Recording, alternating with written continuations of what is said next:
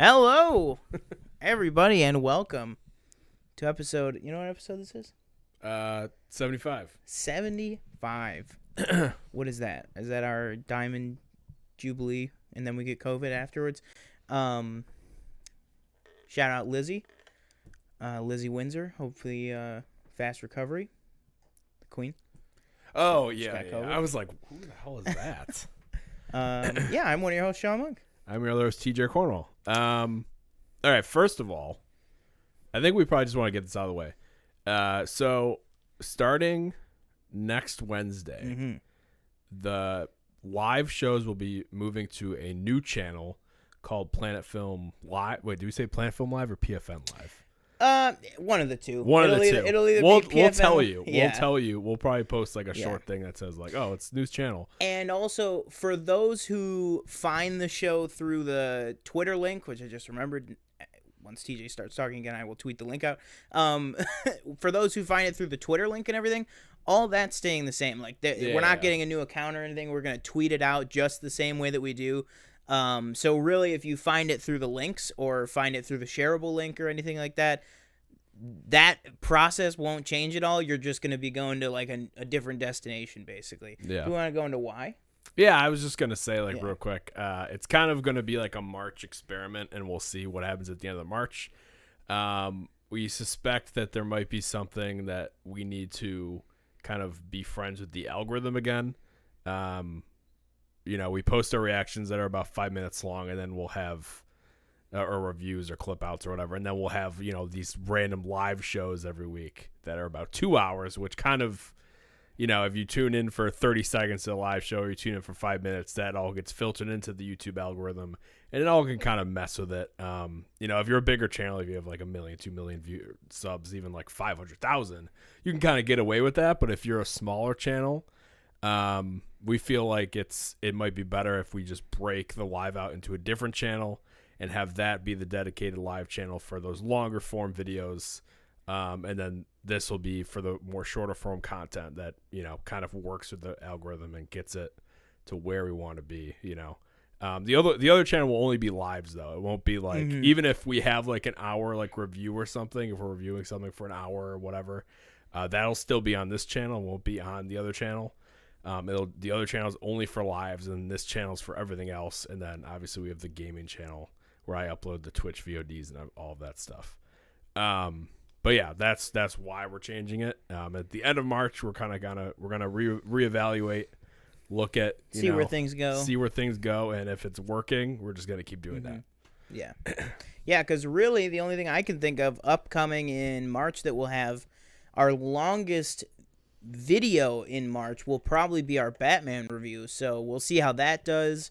We'll see how the Secrets of Dumbledore trailer does. That's coming up. Technically, the experiment will technically start in March, but since this is the last live, it's really kind of anything tomorrow going forward because we won't be live again until next Wednesday. We got the Secrets of, I keep wanting to say Crimes of Dumbledore or Secrets of Grindelwald. We have the Secrets of Dumbledore trailer coming up later this week, I believe, even tomorrow, I think they said. Okay. I think it's Thursday. And then I believe apparently Thor Love and Thunder is imminent. And kind of the same thing that we got with Doctor Strange was people in the know were all of a sudden saying that, guys, the trailer's done. And that's the same thing that's coming out with Thor, and then the Strange trailer dropped very soon after. So I'm expecting that at least probably within the next 2 weeks, I'd imagine. And then whatever may come our way. Like we want to just kind of get the Oscars. Well, the Oscars will probably be a live stream, I'd imagine. We might even just wait until the next like Planet Film Live to talk the Oscars, probably. Yeah. Unless like some crazy thing happens. Or like TJ said, we might just get together and we might just pre-record something and put it up as like a kind of review, but a pre-recorded thing, because it's really the live stream part of it. It seems to fudge up the algorithm on certain channels. So yeah, like we said, it's by any means not necessarily a permanent thing. We're gonna test it out for a solid month. We chose March because, well, it's coming up, but also it has 5 Wednesdays in it, so we'll have like a good sample size of everything. And then if we don't see any real change or any real need for it or whatever, we'll just probably go back to the way that was before. So yeah, cool. Yeah. What have you been watching? Because we both have apparently been watching a lot. Yeah. All right, so I'm gonna go through my list real quick. Okay, so the past weekend, first thing me and Daniel watched we watched The Tinder Swindler. I watched that too. You did? Okay. I did. I was pretty it was good, but at the end I was like, well, what the hell? Like, spoilers for The Tinder Swindler. He's fine. He's out of jail. He's not in jail, and these women are still paying their debt off. Yeah. I'm like, they got. I mean, again, I get it. Like they willingly did it. They didn't do it at gunpoint, but still, I was like, you can't. I mean, come on, American Express, you can't help them out a little bit. Where's the moral justice? Yeah, like come on, like can we at least like take away some of their debt? Like, yeah. I thought come on, Joe. That was a bit much. Well, they're not in America. Oh, true. Right, I think they're in England and Joe Switzerland. Biden doesn't I think control the whole world. No, he does not. I watched Citizen 4, which is the Edward Snowden documentary from 2014. Oh, wow. I was like, have I seen this before? And then I kept watching. I was like, no, I don't think I have. Did you see Snowden? I have seen Snowden too, also, I believe. I don't really remember. I have not seen Snowden. But Citizen 4, very good. What's that on? It's on, I think it was on like Tubi or something. Oh, you've been rocking with Tubi lately. Yeah. I think it was on there. I watched this short, quick 10-minute Project X by the same director that did Citizen 4, which is like it's just narrated by Rami Malek and Michelle Williams, and it's basically talking about there's this like building in the middle in New York City with no windows, and it's like it's owned by AT&T. Oh, I've heard of this. But it's like there's rumors that it's used to Isn't it like just a server building or something? Something like that. Yeah. But it's rumored that it's used to like all the spying that the NSA does. Just like harvesting data and shit. Like yeah. I don't know. And it's just kind of like I know this building that you're talking about. I've seen like TikToks about it. And it's kind of just like it's like they're reading like a handbook basically. I don't know how they got their hands on it, but yeah, that was good. I watched the Texas Chainsaw Massacre of 2022. That was something. You know what? One thing I will give the movie, short. I like that it was only an hour 20. Really quick watch. Very easy to watch. Well, not easy to watch, but very quick. I watched Enron, The Smartest Guys in the Room, which I thought I had seen before, and then I watched it. Let me see. Let me see that on your phone. This one? Oh no, I haven't seen that. You know what I've seen? I've seen the Matt Damon movie about that. Oh. You know what I'm talking about? I don't know what it's called, but I know that I figured there's a movie about Infiltrator or something. Something like that. Oh, okay. It's yeah. Which again was very good. And then I rewatched, but Danielle never seen Whiplash. Oh. Very good movie. But Danielle did make a good point. Why are there no women in the band? That's never. I was like, he's kind of an asshole. I told Danielle, I was like, oh, I think that's like, is that a thing? And I was like, no, it's not a thing. Like, I don't know why. Mm-hmm. I don't know why. Yeah. Interesting. Miles Teller, very good. Man, he was really. I don't know how. I thought he should have been nominated. Oh yeah. Because he had to learn. I'm assuming. I don't know if he knew how to play the drums, but if he didn't, he had to learn how to play. Kind of like Andrew Garfield had to learn how to sing. Mm-hmm. Obviously, I wonder what's more difficult, learning how to sing or playing the drums. Probably playing the drums. Yeah. Well, was he also playing the piano? Yeah. Oh, jeez. Yeah. That guy's got it all. But that was it for me. I started. Did I say I started Attack on Titan? I think I might have said that like a week or two ago. Yeah. Very good show. Throwing me for loops all over the place. I actually finished episode 10 today, so I'm on episode 11. And I did watch the first episode of season 2 of Daredevil. Which we'll talk about that in a little bit. Which we will talk about. And yeah, that's what I've watched in the past week. So a decent amount. Nice. And I took a break from Guardians because I told Sean last stream I did. You thought you were going to finish. I thought I was going to finish. So it is a little longer than I thought. And I don't know if it was the mindset I was in, but I was really frustrated with the game. Mm-hmm. Like them just saying Flark like 50, 100 times. Like it's really getting on my nerves. And the combat, like sometimes like the enemies just feel like they're like really just sponges. Like it's just like I'm shooting them and it's just not. They're not dying. Yeah. And so I switched real quick. I played not streaming. Played Death's Door, which came out in June of 2021. Studio, only 2 people in the studio that made this game. Really? Very, very beautiful art style. You're a little crow, and you are a reaper. So you reap souls. So there's like these 3 main bosses, and then there's like 2 kind of final bosses. And it's really it's pretty difficult. It actually like gave me a challenge, which I liked, but sometimes it was frustrating. But I just finished it yesterday, and it was a really big like sense of accomplishment. Nice. Like I was really happy I beat it. And I'm very intrigued now I've been watching a lot of videos about like Bloodborne and Dark Souls and stuff like that. So I think I'm gonna try Bloodborne in the coming weeks, not on stream though because it's on PlayStation. So I'll see how frustrated I get with that because I'm very intrigued by Elden Ring. I don't know if you've heard of Elden Ring. Yeah, I've heard of that. Which is a Soulsborne game. But I want to like try like a Bloodborne or a Souls before I would get to that because again they're the same kind of genre. So I don't want to buy it and then be like, well, fuck this. I don't want to play this. Yeah. But yeah, that's what I've been doing.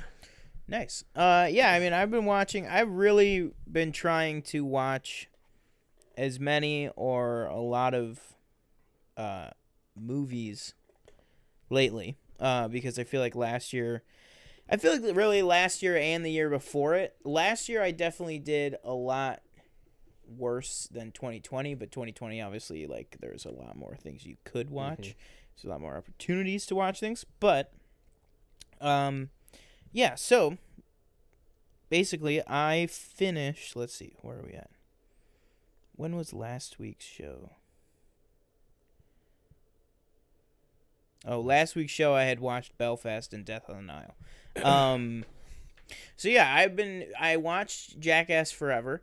Okay. That was a while when ago, it came out. Yeah, but because of Jackass Forever, I have since started binging through Steve-O's podcast, which is like incredible. He's got that exact quality that like Howard Stern has, not like the raunchiness, but like the quality that Howard Stern has, where like. Well, I mean, he's not raunchy anymore, right? I think he's still. I've listened to some of his like interviews. He's still like a little more He's still a little more raunchy than Steve-O, but I mean, like Howard Stern used to be like X-rated. Yeah, you know what I mean? But Steve-O has that same thing where he can get the guest to like get 20 minutes talking down a rabbit hole that like they never thought they would go, and they'd be, you know what I mean? Like he can just kind of coerce stories and stuff out of people. And it's like so skillfully done. Like one of the best episodes that I watched was him with Corey Feldman from like the Goonies and stuff. He's like kind of a crazy guy. Like he had like a lot of drug stuff, and he's just kind of like a out there character. But like Steve-O had him on and like, all right, let's hear you out. Let's get everything on your side of stuff. Like how does it do? And like some of his stuff, he was like, it was like, man, they put me on a media blackout. That's why you don't hear my side of the story. And Steve-O's like, but like, why would they do that? Like, like he's like, but like, really like, kind of not like being mean about it, but like, holding guests accountable and stuff like on stuff like that. Like, so that's really good. But then also he just has stuff where like, people that he knows, and it's just like a really like chill conversation. Then there's people that he doesn't know, but like people that he just wants to interview. Like Mark Cuban was on it. Oh, like, okay. There's some like super heavy hitters have been on. Like I think it's he's right around us. I think it's like he's at like episode 70 or something like that. But it's like fantastic, and it's all on YouTube. So that's like not a movie or a TV show, but I've been watching that. But also because of Jackass Forever, I have rewatched all of the Jackass movies, which is what gets me back to what I was watching. So yeah, since I haven't had a week like this in a while. Hang on, all of this is on Paramount. Yeah, all of this is since last show. So I finished Coda, so that one's technically I watched like half of it before last week's show and then finished it. Coda was incredible. Still not for me the best picture of the year. I still think that's Belfast right now. But I still have a couple more to go. And then I rewatched some things too. So I rewatched Power of the Dog. Okay. Then I rewatched Nightmare Alley. That was all on the 18th. And then yesterday I rewatched Nightmare Alley again. Jeez. With my roommate. 3 times. Yeah. Wow. And then I watched Jackass, Jackass 2, Jackass 2.5, Jackass 3, and then probably either tonight or some other day 3.5 it will be on the menu. Okay. Which leads me to wonder, we have the track record. Is 4.5 next year or something? Like, I don't know. I hope we get an announcement of that, because I'd hate for them to break with tradition, you know what I mean? Well, 4.5 would mean they have to do another one, and then no, all the 0.5s are all they're all shot at the same time. Oh, okay. Every 0.5 Jackass movie and Bad Grandpa is just basically a second movie. Oh, made up from footage there. Literally that's basically what it's kind of weird to explain it that way. It's like they just shoot a whole bunch of stuff and less than half of it makes it to the movie. So then they just make another movie. That's exactly what 2.5 and 3.5 were. Bad Grandpa 0.5 was like kind of a weird one that they did, that wasn't an entirely new movie because there was a story to Bad Grandpa. It was just like a super long extended version of it. Yeah. But yeah, I mean, I'd love for them to do a 4.5. Because that's like the beauty of it, is that they don't have to go back and shoot another one. Right. They can just make it. They just make it in the edit, basically. Isn't that crazy how film editing is important? Yeah, weird. Wow. So then I went back and I just watched, because I fucking love it. I watched Moneyball because I booted up Netflix to watch Texas Chainsaw Massacre. And it was like, but you like watching Moneyball every 6 months. And I was like, I do like that. So I watched Moneyball. That's why I texted you and I was like, Brad Pitt deserves better. That movie is so good if you haven't seen that. And then I watched Marry Me. Which I thought was surprisingly good. Like, I thought it was, I gave it 3 stars, but for like a rom-com, I thought it was, perfectly pleasant of a time to watch. Some like plot contrivances and stuff, like how all movies are. But yeah, I thought it was pretty good. And then, like I said, yesterday I watched Nightmare Alley again, and then today I watched Texas Chainsaw Massacre finally, which we can go a little bit deeper into in a little bit. Trying to think if there's any like TV that I watched. I don't think so. Nothing, at least, that's like popping out to me, other than the TV that we're going to talk about in a little bit. Yeah. So yeah, that's kind of what I have been watching. Nice. Let's see here. I want to see what's going on in chat.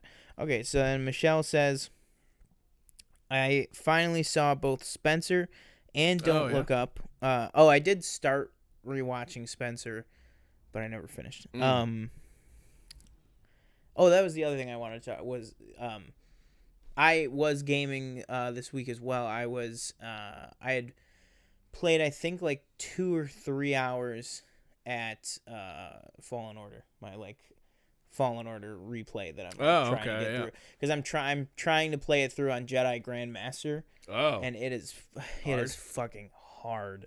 Like I just got to Bogano, like the planet with the giant like Jedi temple. The train. It's very early. Yeah. The train took me almost the entire session that I played the other night. Like I literally played for I think an hour and a half, and that whole thing was just trying to get through the stormtroopers, and then trying to get through the fight that isn't even a real fight with the Inquisitor. Yeah. You know, the one where, like, all you have to do is pin her once and then the cinematic starts.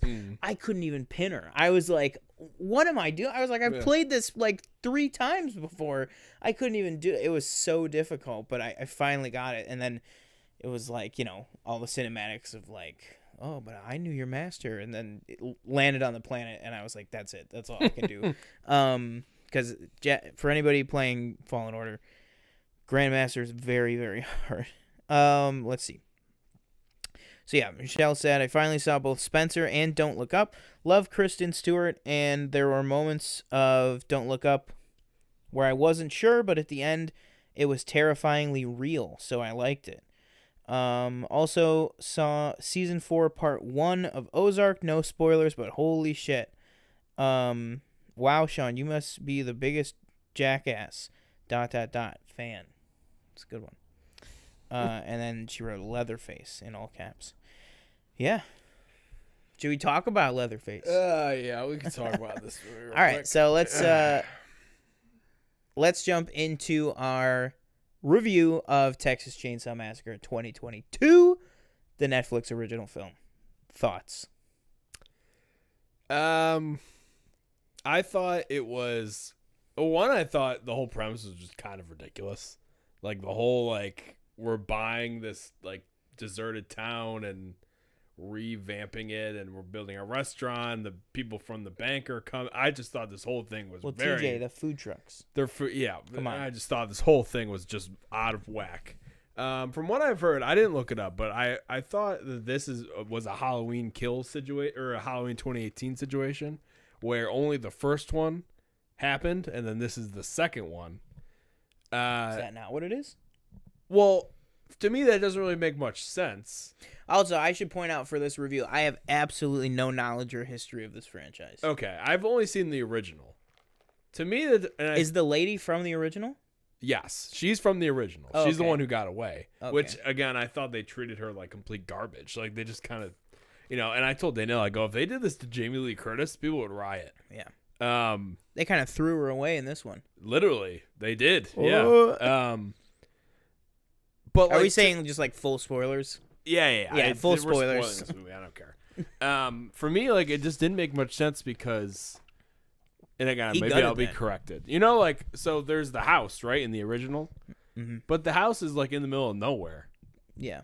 But the house that he was living in is like in this town. So I'm like, so is this a different? Yeah, is this the same house? Or? You know, it doesn't really make much sense because I was like, I don't know who this old lady is, because in the original, I'm pretty sure the mom's like dead or gone, or there is no, like, I don't remember, like, because in the original it's like Leatherface and it's like his brother, his dad, and then like his grandfather, if I recall, in the middle of nowhere house. But do they all die besides him? No, I don't think any of them die. Like, all the you know, the visitor main characters die except the one girl, which I don't know her name. It's blanking. It's, you know, my mind's blank right now. But yeah, the whole thing was ridiculous. I thought the script was just out of whack. Like the whole, like, if you haven't seen the TikTok, go see it. Like, I just thought, like, the most ridiculous line was you put somebody who hasn't seen the TikTok. Yeah, if you haven't, apparently 5,000 people have seen it. So or close to 5,000. If you haven't seen it, go see it. He literally gets on a bus and this guy points his camera.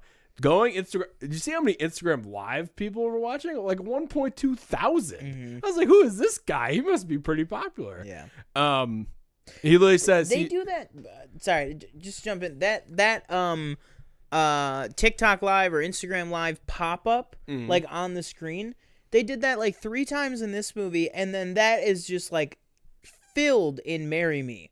There is just like 70 times that happens where they put like 3 Instagram lives or like a TikTok and an Instagram next to each other. I don't know. I guess that's like a new like trend because I mean I've definitely seen it in things before, but I feel like it's been happening more and more. Yeah. I don't know. Sorry, continue. He says, "Do anything, you're canceled, bro." It's like, oh my god, shut up. Did you read the comments? No, I didn't. Wasn't really looking at those. It was like this looks so fake. C- for this escape room. Like it was like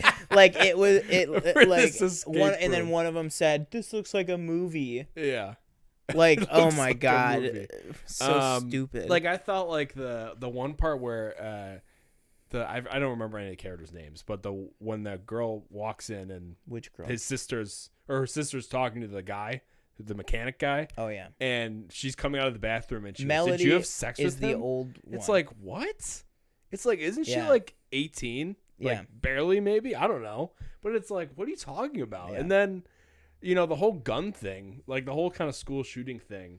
I was like, oh, okay, they're setting this up. I thought that was the only interesting angle, but it didn't. Nothing. They didn't do anything with it. Nothing. She got the gun, and the gun didn't work. And it's like, okay, well, and then she did shoot him at one point, but then it didn't matter because her sister died anyway. Yeah. So it's like, what are we doing here? And then her standing outside of this electric car that's autopiloting her home as she's standing outside of the sunroof, crying no as Leatherface holds her dead sister's head in his hand, and it's just like the most laughable thing I've ever seen. I put it right up there with like the Darth Vader no like that. It was basically bad. It was bad. This movie and Revenge of the Sith have the same ending. You heard it here first. It was just bad. I got nothing. Some of the kills were good. Like when he bends the guy's arm and stabs the guy with his own bone. Oh yeah, I thought that was pretty gruesome. Yeah, I thought though that girl that was stuck in that truck, I thought that death kind of sucked. Like he just kind of he just stabbed her and then was just like like he just like moved it around a little and she was like, oh you got me. But that's my thought. Sorry, Danielle said, do all of these take place in Texas? I do believe so. Yes, I'd have to. I think I would go out on a limb and maybe say, just based on this one, I think they all take place in Harlow, Texas. Like I'd assume there's probably like Texas Chainsaw 8 that like Leatherface takes Manhattan or something. I believe I've also seen half of the Alexandra Daddario one, and I don't know which one that is. It was probably the next most recent one, I'm guessing. No, right? I think it was. Oh, maybe like early her, so maybe like late 2000s. Yeah, maybe something like that. But yeah, I forget how old she is sometimes. Not that she's old, but she's like 32, and in my head, I'm like, oh, she's probably like early 20s. But for me, not great. I gave it 1 out of 5. Oh my god, I just finished it, so I haven't rated it yet, but I guess I'll rate it here. So for my thoughts, I agree with a lot of what you said. I feel like this movie, like, if it had just like, honestly, man, if it had just had a little more like, care and like attention put to it, I guess, it would be like a 3 out of 5. You know what I mean? Like, it's little things, like especially, there's stuff all throughout the movie, but it really, really got to me in the third act. And yes, you could say, well, it's a horror movie, like stupid things like that happen in horror. And it's like, yeah, but you're a hot new 2022 Netflix relaunch, you set yourself up for a little bit of a higher bar. I'm sorry. That's just, you're this big, production company, and Netflix is, we're going to revive this franchise. Like, I'm expecting a little bit more. You know what I mean? I'm not expecting Halloween 2018. That was like fucking, amazing, but like I'm not expecting that. I'm just expecting, I'm expecting at least Halloween Kills. At least. Halloween Kills not a big high bar either. Halloween Kills is a fucking masterpiece compared to this movie. So yeah. So the third act, what really got to me was the like the time, like the wait, and then like, so they get out of the bus, which probably the best scene was just like the fucking bus rampage was just like, all right, what I mean, but also like even that, like if Michael Myers did that with the history that you feel with Michael Myers, and that's maybe because I just don't have, but I don't think that's what it was. I think it was just I'm taking it as witness of just what I'm seeing in the moment.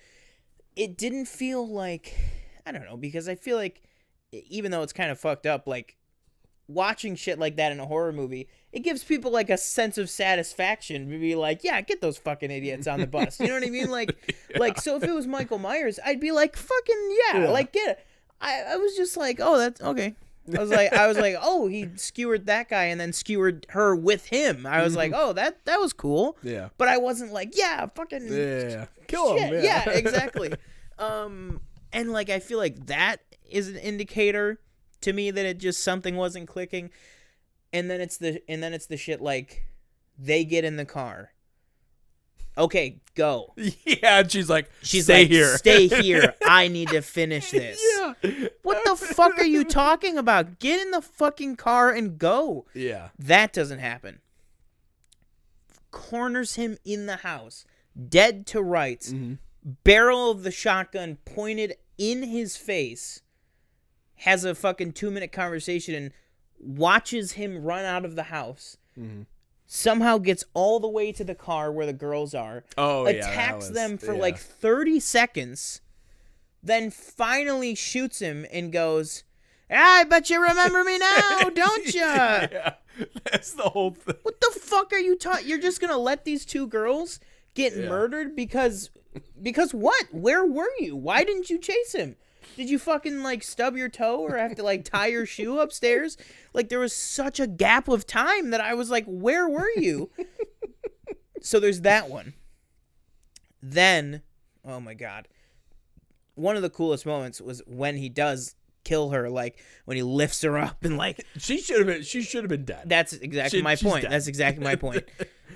He fucking puts the chainsaw through her, lifts her up, wiggles her around a little, and then throws her into the trash. So granted, like she falls on bags of trash, which I guess like what? Okay, but then she lives for like another I'm assuming 10 to 15 minutes. What? Okay. Then the girls, and then I said, okay. And then I said, okay, so now they're going to try to run him down and something's going to have to happen to the car. Right. And I was like, which doesn't make sense because that is a big ass fucking car and could easily murder a man and then keep going. Yeah. It's literally a cop car outfitted with like a roll cage and everything. Yeah. But anyways, so I was like, something big is going to happen to the car. So of course they hit him. And then, they don't hit him. Oh, no, they don't. He throws the chainsaw. Yeah, he throws the chainsaw, and then they go, they lose control, and they go into the building. Yeah. And then the one girl gets impaled through the leg. Yes, she does. She gets, like, basically, stapled to the seat, were to assume. So then that leaves the little sister to go on her own, quest for killing him and her own adventure and stuff, and that's when you get the gun doesn't work, and then all this stuff. Little sister gets cornered. Oh, all of a sudden, here comes the older sister. How'd she get out of the car? How'd she get the fucking shit? She lifted herself. But she goes, you have to leave. He's going to kill me. You have to run. Yeah. You telling me you could have just fucking yanked the thing out of your leg and just, and ran over here? Like, what? I'll give it 1 out of 5. Yeah. That it was fun. It had, it really pisses me off too because it had potential. I say the best thing about this movie is probably the cinematography or the shot the actual look of the movie. Yeah. I'd say that's the best part of the movie. Mm-hmm. Other than that, it really was, and I even messaged you halfway through it. I was like, "Oh no, not Dante!" This fucking kid. Oh, that's what. Yeah, I was like, I told Dave, I was like, "Who's Dante?" I was like, this fucking kid that we're supposed to feel all this for. That's dude, it's I don't fucking care who this kid is. Didn't even have the deed. Kicked her out of her house. He didn't have the deed. Exactly. They killed her. They literally killed her. Exactly. Oh my God, the amount of motion. She goes, "You're sure that it's here, right?" And he said, "Absolutely." And then he goes, "I don't think it's here." The amount of emotion that girl felt though when she died, she was like, "Oh my God!" She was fucking cut up about it. She was really feeling it. I mean, they did kick her out. They literally like kicked her out of the house. But I wouldn't say the reason that she died was because of you. Like, yeah, that's a bit. I mean, she was old. She's 110 years old or something. I don't fucking know. Why was the chainsaw in the wall? What wasn't that like? I don't know. That made no sense. I was like, what? Why isn't it just like in the garage? Maybe like the basement? Maybe like he hit it or something. Why though? I don't know. I really don't. That was something I was like, what the like what? But yeah, I don't know. If somebody knows how this, like, other than how it links. Yeah, other than the woman, how it links, like, because this is who the old woman is that is taking care of him, who lives in that house, like, because that's not the same house. Because that house is in a town, and the house in the original is in the middle of nowhere. Yeah, like, the only thing that I can think of is maybe, like, because the old woman is, like, she, like, runs an orphanage. Right. So maybe, like, we're to assume that in the time that's passed, his family died, and maybe he was alone or something, and she, like, took him in. Well, that's the thing. That's the only thing that's the only thing that, yeah. Maybe that's what happened, maybe not. We don't know, and we're given no information. That would have been, like, 40 years ago. Yeah, exactly. Because maybe even more, because... And she goes, he's the last of my boys. Yeah, it's like, what he's like who? 70. Yeah. Like, and he's got the same thing as Michael Myers, where it's like... But again, Michael Myers, he has the supernatural element, so it's like, whatever. He can get shot and stabbed, and Michael Myers is like 78 currently in the movies, but like... Whatever, you know, I don't care. But like this guy, he's a big fucking dude who's like in his 70s. He would have to be if he's the same guy. What the fuck? Like, how is this guy just fucking like tanking these bullets and shit? Like, does he have a supernatural element? I don't know. I thought that he was just like a crazy guy that started killing people. Yeah, I don't know. I'll tell you, one thing I will give this movie is when she finds his mom in the cornfield with her like face torn off. That was pretty terrifying. Not gonna lie. Shout out to the makeup department on that one, because I was pretty scared. But other than that, if it would have ended with them getting away, I'd be like, okay, that makes like I agree. I'm fine with that. You know, you killed everybody else, but I agree with you. I'm fine with that. I thought I think the movie. I actually genuinely feel like the movie would have been like a full 2 out of 5 if it had just ended when they got in the car and went. And that car must have been an ad, right? Because of how it's, it's self-driving itself. And also, I love how it goes. She goes, "All right, let's go home," and she presses a big button that says "Home." Oh, really? It's not your car. Whose fucking car? What are you talking about? It was Dante's car. Yeah. You're going to Dante's house. What? Yeah. I don't know, but that just fucking... And then, like you said, for shock alone, I was like, "Whoa, okay." I was like, "Fuck, holy shit!" And then he just... Like, that was fucking crazy. But then after that, with the... No! She's, like, on the roof of the car, like... And the car's autopiloting her. Oh my god. Okay. That was Texas Chainsaw Massacre 2022 review. Yeah. Oh god. All right. So what do you want to talk about first? You want to go Peacemaker, or you want to doc Euphoria? And Danielle said I'd survive by simply moving out of Texas. Yeah. You could do that. Enough. I would agree. Yeah. All right. Peacemaker, Euphoria. Let's talk Peacemaker, I guess. We'll try to keep them maybe a little shorter, but All right, Peacemaker season in review, season 1, because there will be a season 2. Basically, we'll probably talk a little bit more about the last episode, and then we'll probably talk, season overall. How was it? So do you want to go first, or? Sure. Okay. So for me, I think definitely the finale was really, really good. I think it absolutely stuck the land, like 1,000,000% stuck the landing. Like, this is one of the most solid 8 episodes of TV that like we've gotten in a long time, let alone superhero TV. Yeah. Like I genuinely think this is the best. Like, if I had to put it, Jesus, what the hell? If I had to put, now I don't know if you'll agree with this because I know how much you love WandaVision. But like WandaVision, yep. If I had to put this show and like every MCU show that we've gotten so far, right, I would probably put this in number 1. Oh wow! Okay. Just purely because I think it tells the fullest story out of any of them. You know what I mean? And I think a lot of that is just down to how it was written, like we've talked about before. Like James Gunn just sat down and wrote these 8 scripts as a self-contained 8 scripts with no intention of a second season. He wrote them without even an intention of making it. He said this. He literally just wrote it as a writing exercise. And then basically there was a delay with Guardians. His people talked to HBO Max and they greenlit it. Like that. Like that's basically what happened. He literally wrote it without even intention of making it.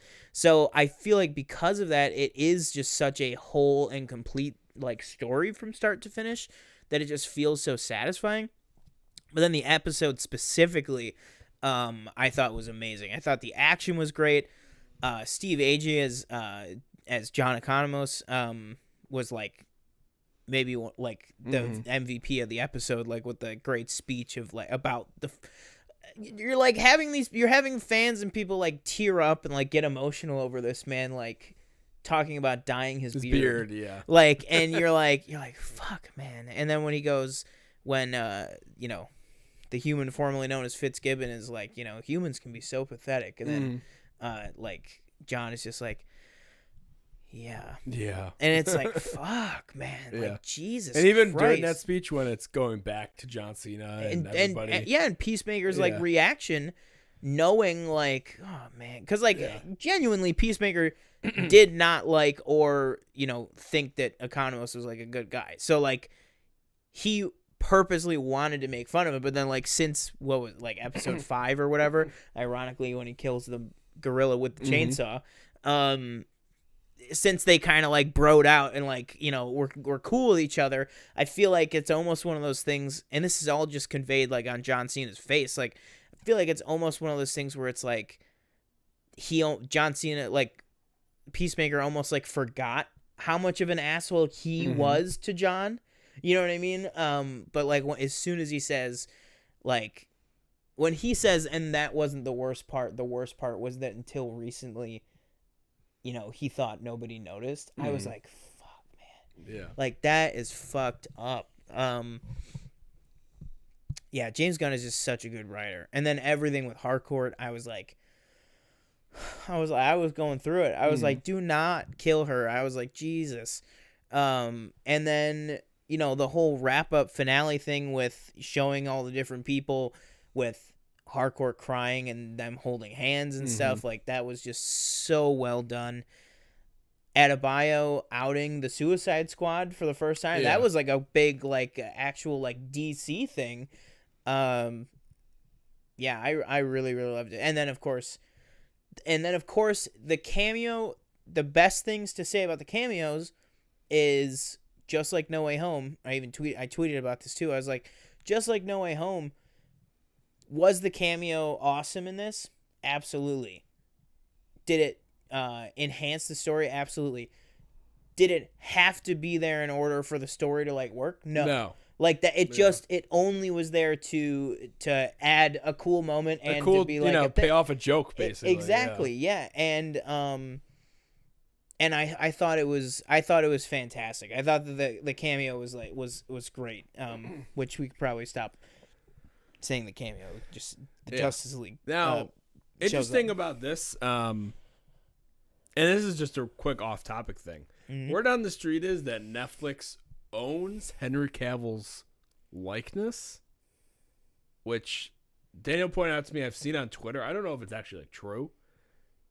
And again, to me, that's like, well, I know DC's kind of in and out with him as Superman, so they probably wouldn't put him in there anyway. But even if they were, would they be? Is this why he's not appearing and stuff? Is because he just can't? Like, to me, it just seems a bit far fetched that somebody tendencies. Read over a contract and be like, yeah, everything looks good. Yeah. And in small letters it says, "We own your likeness until you're done with film like the Witcher show." I don't think they. Like I have to they can do that. I have to read that somewhere. Like I've just seen it on Twitter. Danielle mentioned it. I don't know if it's actually true, but again, he already has that kind of, the whole DC thing where he wants to come back. It seems like, and they're kind of like more hesitant. They want to move a different direction. Like I think no matter what happened in this, with people going, why isn't Batman and Cyborg there and you didn't show? Apparently Cyborg was in it originally. Well, yeah, apparently. So, they go. Well, how come Cyborg? Cyborg and Batman aren't in it? How come you don't show Henry and Gal? How come you only actually show Arthur and Barry? Mm-hmm. I think it was nothing more than Batman is in some real murky timeline territory, which is we technically don't really know exactly. Well, we know that Peacemaker takes place 6 months after Suicide Squad, but we don't really know when Suicide Squad takes place. So, like, we don't really know what Batman it should be. So they probably said, hey, let's just take Batman out of there just to keep it less complicated. Cyborg, I don't know. I don't know with Cyborg, but yes, apparently it was shot with all of them. It was shot with with the 6 of them. That I think there's even an actual picture of the Cyborg and Batman like stand-in actors in costume. Well, yeah, of course they wouldn't put Ray Fisher in there. No way. Yeah. Well, that's what I mean. Like Cyborg, I can't really explain. Maybe they just have plans for it, or maybe they don't have plans for it, or something. I'm not sure. But then I think it just came down to as simple as Henry is, he's elbow deep filming Witcher stuff right now. He's not going to be available to film a cameo. Gal Gadot is not filming anything right now, I don't think, unless maybe they're filming like that Cleopatra movie. Oh no, you know what their film is? Snow White. Didn't they? I think they started. Oh, they started that. So like she's not available, and then Ezra and Arthur were both available. Yeah. Ezra and Arthur. Ezra and Jason Momoa were both available and filming. It is a Flash joke, if I recall. Yeah. It's an Aquaman joke, but that Flash makes. Yeah. So it's like that's all you needed. Yeah. That's all you needed. I don't know. I feel like people like go crazy. I thought that was great though. I was like, oh shit, like that, that was dope. Yeah. But yeah, is that all you want to say about the episode? Yeah, I just really, really well done. Super excited for season 2. Yeah. For me, I thought pretty much echo everything you said. I thought the finale was excellent. That kind of emotional beat hit with Economos, the whole dye beard thing, I thought was great. The action scenes were fantastic. Yeah. The choreography. Oh, and the helmet stuff. The helmet stuff was I forgot awesome. About that. Yeah. Specifically when he kicks, I forget what he does with his shield, where he like kicks it into somebody's neck or something. You know what I'm talking about? I forget exactly what he does exactly, but it looks really cool.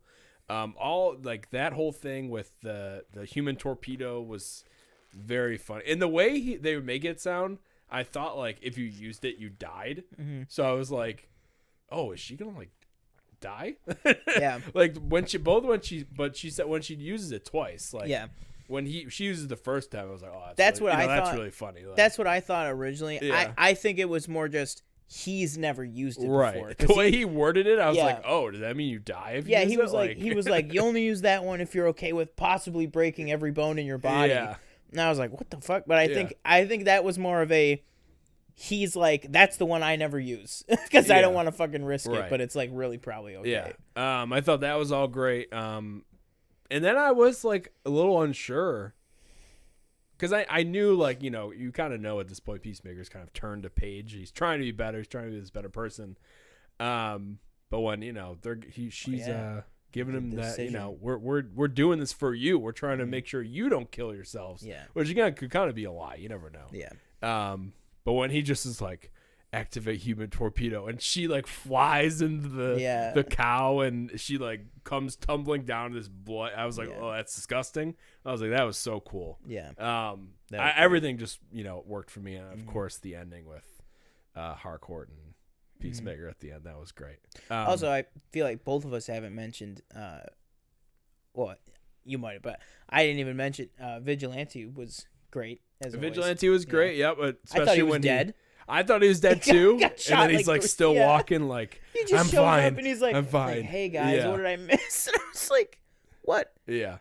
And in the end, I thought it left actually kind of like a okay, like this is kind of like he still has demons because Robert Patrick is sitting there next to him on the porch.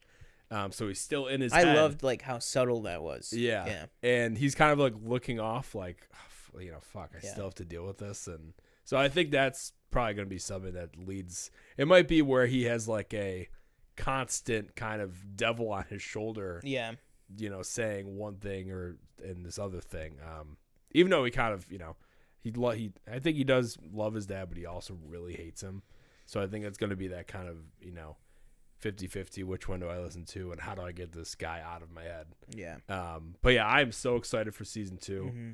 And it'll be a nice way to bring Robert Patrick back. yeah, exactly. So overall for the season, I'll say like season 1 hit it out of the park. I'd say this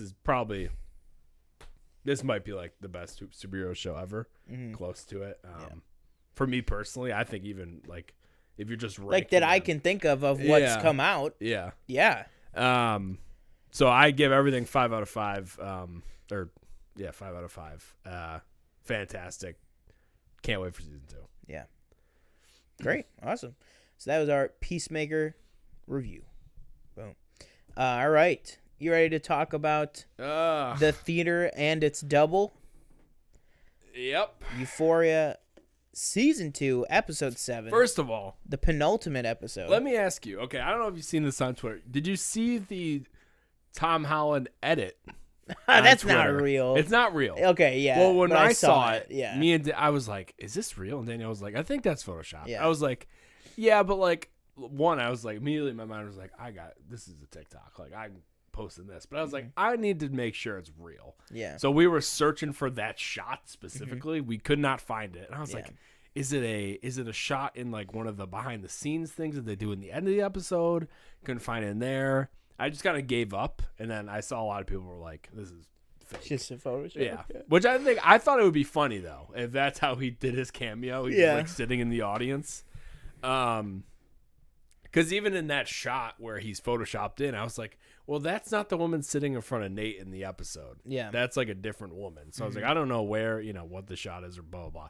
But yeah, I thought this episode was crazy good. Mm-hmm. The whole like musical like Ethan thing was hilarious. Ethan was on fire. Cassie's mom like just losing it in the audience, laughing at Ethan playing her, and oh my god, and that's supposed to be me. Yeah, he's playing me. Zendaya does a lot of acting just with her face in this episode. Mm-hmm. I don't think she even have a line. Oh, I mean, she has like narration stuff, but present day she doesn't have a line. Present day, yeah. Present day, the only people that have lines outside of it is just Nate and Cassie. Yeah, right. I think that's it. Yeah, I made a. and Maddie to like in the audience. Well, when I was watching it, I was like, is the person playing Kat in the play gonna have more lines in this episode than Kat herself? Yeah. And I think that was probably she did, true. Yeah. Again, I'm on the bandwagon of her part was just cut from the whole season. I'm just on that train at this point. Rue looked good though. She looked pretty healthy. Is that not No, yeah. But she looked pretty clean. Like somebody said, I saw somebody say. Just because of how, like, yeah, obviously that's what they were going for was just she's healthier and doing clearly better. Somebody, I think it was either a Twitter, it was a Twitter post or something. It was a picture of her in the audience, and it said, something don't sit right. This ain't Rue. She looks too much like Zendaya this week. And I was just like, she looks too much like Zendaya this week. That killed me. I was like, because it's true. Mm-hmm. It's true. She looks like a healthy, like regular, like Zendaya. Mm-hmm. But yeah, she was doing great in this episode. Like, it was just so fun to see her like totally like present, like even-minded, just like watching this and just like, you know, you could tell, like you said, she's doing a lot of acting and emoting with no dialogue and stuff. And you could tell that, like, the scenes with Jade or, you know, Rue, mm-hmm. You know, when Lexi says, you know, things like, that was the day that I realized that, like, I could never comfort her the way that drugs could, mm-hmm. or something. Like, you know, you can kind of see like her, she kind of like sinks for a second, like, but then there's other times where like she's like, you know, clearly like, oh, fucking Lexi, man. Like, I think she's so proud like, of Lexi. There was definitely times during the episode where there were people like, you could tell they were like, this is about me. Like, what the like, yeah. Why? You know, I think, you know, Cassie is one of those moments. Obviously, Kat has one of those moments. Which I still don't know if we're ever going to come back to the whole cam thing.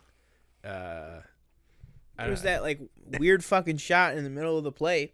Yeah, which I was like, is that real or like? Yeah, is that the actress? But even or if is that's that Kat? in the play, me and Daniel were like, how does she know that? Exactly. You know, and again, this opens up a whole bunch of questions where even there's some things where it's like, how does she know any of this?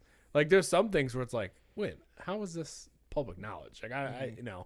I don't actually know. But like, I think Rue was like, she at first was kind of like, well, clearly this is me. But then she was like, like you said, she's like, oh, damn, like, mm-hmm. you got me. Like, yeah. You know. Like, I think she was just like, yeah, like it quickly became like her just being proud of Lexi and being like, shit, man, yeah, I did do that. Yeah. You know what I mean? Like, yeah, I thought that was great.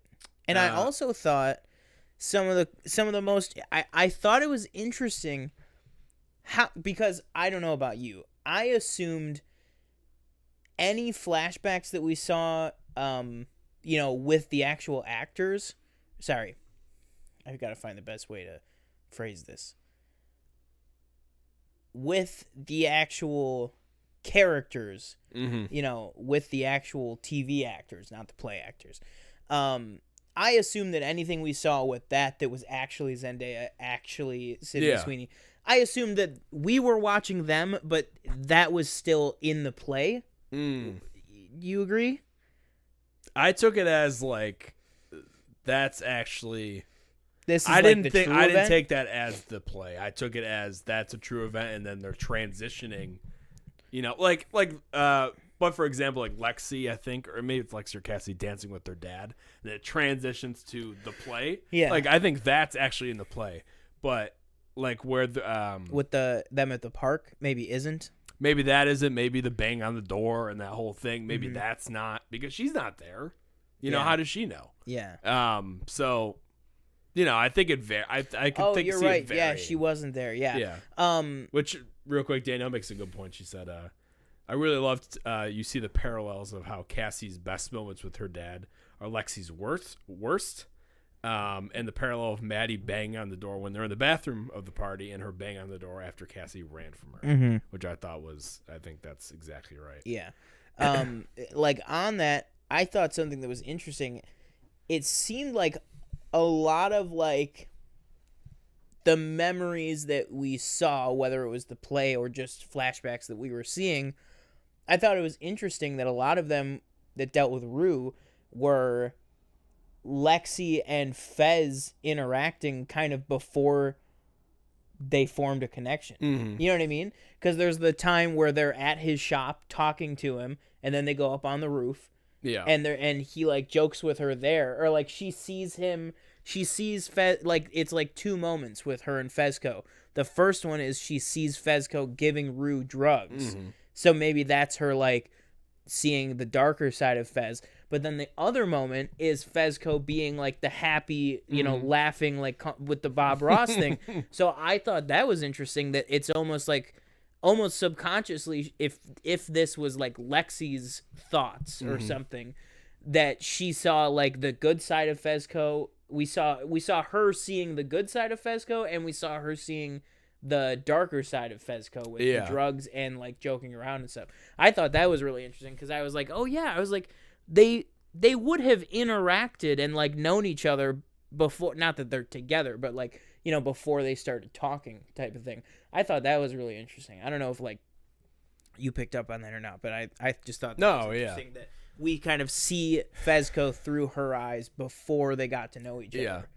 And, you know, speaking of Fez, like, I thought it was, like, at first, I looked at it and I was like, is he, like, not, I was like, well, it started. I was like, is he not on his way? Is he going to be that late? Yeah. But then I was like, oh, this is before whatever happens, you know, before the play and all that other stuff. So I was like, oh, okay. Yeah. And I think it's clear that, I mean, obviously he doesn't make it to the play because you see multiple times. She looks out in the crowd, one empty seat, he's not there, and the stage manager is we seem to be getting to at least the midpoint, if not the end of the play. Yes. We're not at the end yet, but it's getting yeah. And I thought it was interesting, like, well, one, I hated that they left on to be continued. And Danielle made a good point. She said they should have said intermission. Yeah, that would have been because the fun. Overture. I was gonna message you and say, "What am I watching, Lawrence?" No. The like at the end of the episode, it should have said intermission. No, I know, but I was saying because it had the Overture at the beginning. Yeah. Remember when it just had the music? I immediately thought Lawrence. Yeah, that's what I thought. I was because Lawrence has the intermission, so I was like, it would have been like perfect. But yeah. I agree with that. I definitely agree with that. And then, like, I don't know, man. What do we think about the final shot with like Sydney Sweeney's face? Yeah, like she's losing. I don't know. Like, she's like full blown going like like she needs to be checked into a hospital. Like, I think she's literally it looks like she like tackles her on stage. Tackles Lexi. Yeah, which I'm kind of, you know, like. The thing is, like, I don't know, because he leaves and he's like, that's homophobic, even though I feel like he's been homophobic at times. Yeah. Is that just me? I mean, that's not just well, me. He's homophobic and he's also, like, probably some level of gay. And that whole, it was kind of like the dream horror thing? kind of dream that was going on. Like, yeah, that was I was like, first of all, I was like, he's facing the other way, but the mirror is like, it was a weird shot for a minute because he's looking at the back of his head in the mirror. And then he turns around, and then it's still the back of his head. Yeah, but it's not Cassie. It's Jules. It's Jules, yeah. And then he's laying down, and then it's Cal. It starts as Maddie. Yeah. Then we see Cassie walking towards him, but then Cassie in the mirror is Jules. Yeah. But then Jules becomes Cassie again, and then Nate becomes Cal, but then when Cal comes to the bed, Cassie becomes Nate. Yeah. And I was like, what the fuck? Like, that shit was... It was pretty horrifying. Yeah. But, yeah, I hope, you know... I thought that was a bit, like... Over the top? No, not over the top. I meant, like, when Nate, like, storms off and he's like, that's homophobic. Yeah. Like, get your stuff out of my house, blah, blah, blah. It's like, okay, it was her sister. It's not her fault. She didn't go up to Lexi and say, "Hey, he was like all this stuff," you know, like. So I think, you know, he's over. I get he's embarrassed and all this other stuff, but I think it's, you know, maybe a little bit of an overreaction. But that's just kind of how he is. Mm-hmm. I feel like at this point, like that's just his character. He overreacts to a lot of stuff, and he's a very angry person. Yeah. I was thinking maybe like, although I don't know how like the timeline would work with it, but I was like maybe because. He was like, you know, she's your fucking sister, and he was like pissed at Lexi. I don't know, maybe somehow he might know, or like it might be like public knowledge that like Lexi and Fezco are talking or something. Because I was thinking if he was like, oh, all the problems this year all started with Fez or something. So I was thinking maybe Nate was gonna like go to Fezco's house and like come in right when shit was like about to go down or something. And so I thought like it's like a, you know, prediction for the finale or something. I don't know if this is really gonna happen, but just a thing that might happen because we don't know where Nate's going. He might be storming off to go confront Fezco, and then maybe Nate gets involved with whatever the fuck's going down over there, and then like something like that. Yeah. I don't know. I think I I have a strange feeling that he's gonna go home or he's gonna go get a gun or something. And yeah, but then that's what I mean. Who's he gonna use it on? I feel honestly like. And where's I Cal? feel like he's tracking down Cal. Yeah. Like I feel like that's who he relates a lot of his anger to, is that he takes it out. Or not takes it out. He takes it out on a lot of people that aren't his dad. I feel like his dad is the source of a lot of the anger. Yeah. Because I don't think he wants to be like him, and yet he is a lot like him. Yeah. And I think, maybe that's where he's going. One thing I will say is no high school in anywhere is approving this play. Yeah. Only in Euphoria High School this play is happening. Yeah. With them the actors pretending jizzing on each other and all this like stuff. Like this is never gonna happen in any high school play. Not only the oh my god. Not even the actual display of stuff, but just the subject matter and like the content and just honestly some of just the dialogue and the words that they use. It's like you wouldn't even honestly at like a normal high school you wouldn't even be able to swear. You know what I mean? Like this, they're talking fucking like this, that, and the other. Like but yeah, totally. I know Danielle had some good tweets about that too, where she was like, and what is the budget on this? Like literally, especially like when they're on top of the convenience store, and I'm like, what did they build an entire like roof? Like there's like it doesn't even look like it's made of like cardboard or like whatever material, like plywood or something. It looks like they built an actual roof and just wheeled it off on stage and stuff. Like I don't know how much time and effort went into this thing. Danielle said, we're watching the play, but at times it shows the actors to show that it's Lexi's point of view. That's why, for example, in the play they say Lexi Howard, even though her character is Grace. And then she also said Nate is not gay. He's confused because he has feelings for Jules, but because she's trans, he doesn't know what it means. Yeah, I'd agree with that. I don't think he's gay. Like, would you say that Cal he's gay, right? And he's just married to. I'm not the person to like know. I don't have any of the answers to this stuff because I don't have that point of view. The question is, does Sam Levinson have the answer? I don't think. I honestly, I don't know how you tie in it because anything you do, and again, they have a season 3, but even like at the end of season 5, like if there is no answer to this mystery third child, like what even is the show? Yeah, it's like you just clearly there is some son in the picture, and you just don't do anything with it. Don't understand. And you with the consequences with her breaking into this house and just getting away, her not getting away from what's her name? Lori. And she just sneaks out. Nobody's going looking for her. I think we might be building up to she's clean and everything comes crashing down on her. Yeah, like she's finally got her stuff together, but now all the consequences of when she was high and using and stuff is gonna hit sober her, and that might be like the season 3 conflict or something. I that's what I would think. But I think we got a lot of stuff to do in the finale. I think he's, from what we can tell, he's getting raided. He's probably getting arrested,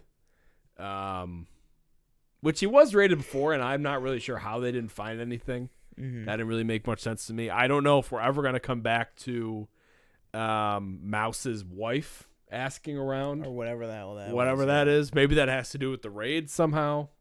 I don't know, but good episode.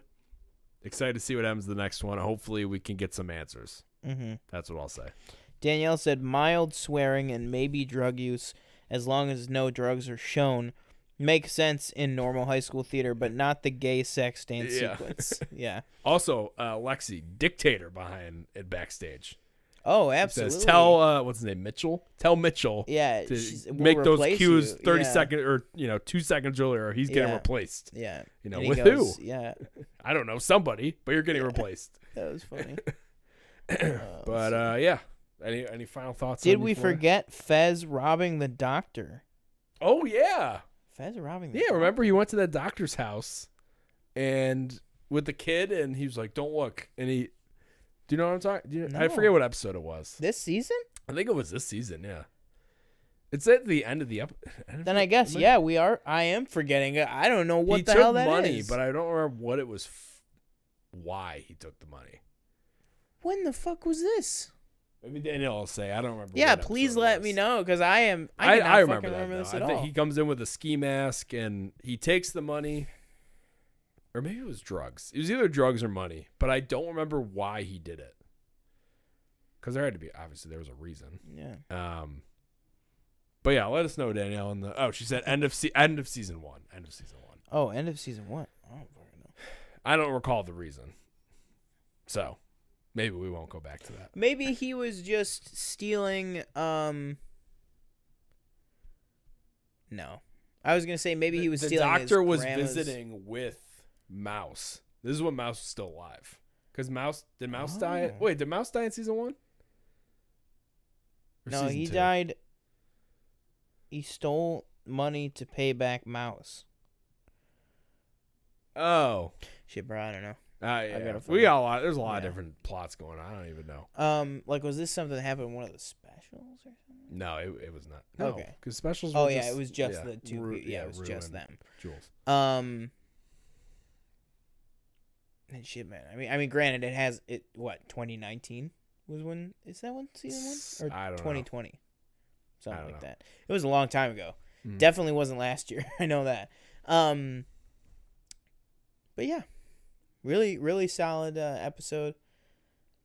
I just want to see how they tie it all together. Yeah, we'll forget about I will forgive everything else as long as we get an answer to that kid. Yeah, that's it. And don't give me, it was Ashtray. That's too easy. Sorry, too easy. If it was Ashtray, you should have told me about a season ago. Oh, we got breaking news here. Uh-oh. The Santa Claus TV show at Disney Plus canceled. Will officially be called Keeping Up with the Clauses. Oh, no. Are you serious? Yep. Is that really what it's called? Keeping Up with the Clauses? No, it's just called... Oh. I mean, that's probably why, but it's The Clauses. The Clauses. The Clauses.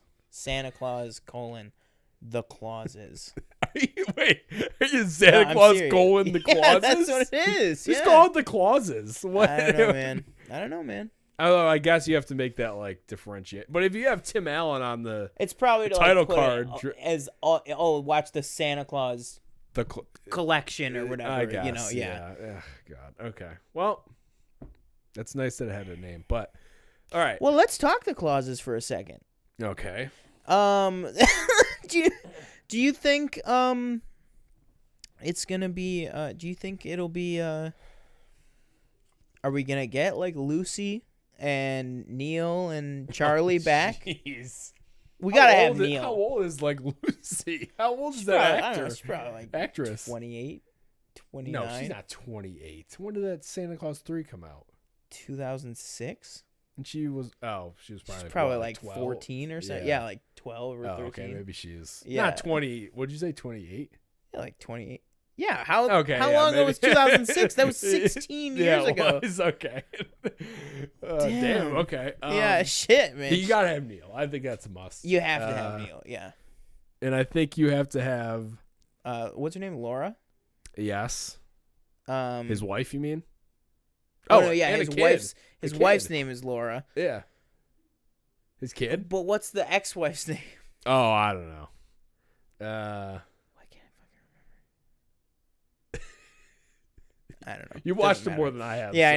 I know. But you gotta have Charlie back. I think you maybe bring in. It's a show, so you could bring in guest. I think you bring in Martin Short. Oh yeah. I think you have to bring in Martin Short. I think you have to bring in any of the living. What are they called? The Council of Holiday Magical Creatures. The Council of Magical Beings. Yeah. You have to, whoever's still alive, like out of the actors. Like I think the only one that I can think of is like R.I.P. Peter Boyle. I think he's the only one that has passed away. But you got to bring them back. Anyone who's still alive. what's his name? Maybe Both we elves. could get.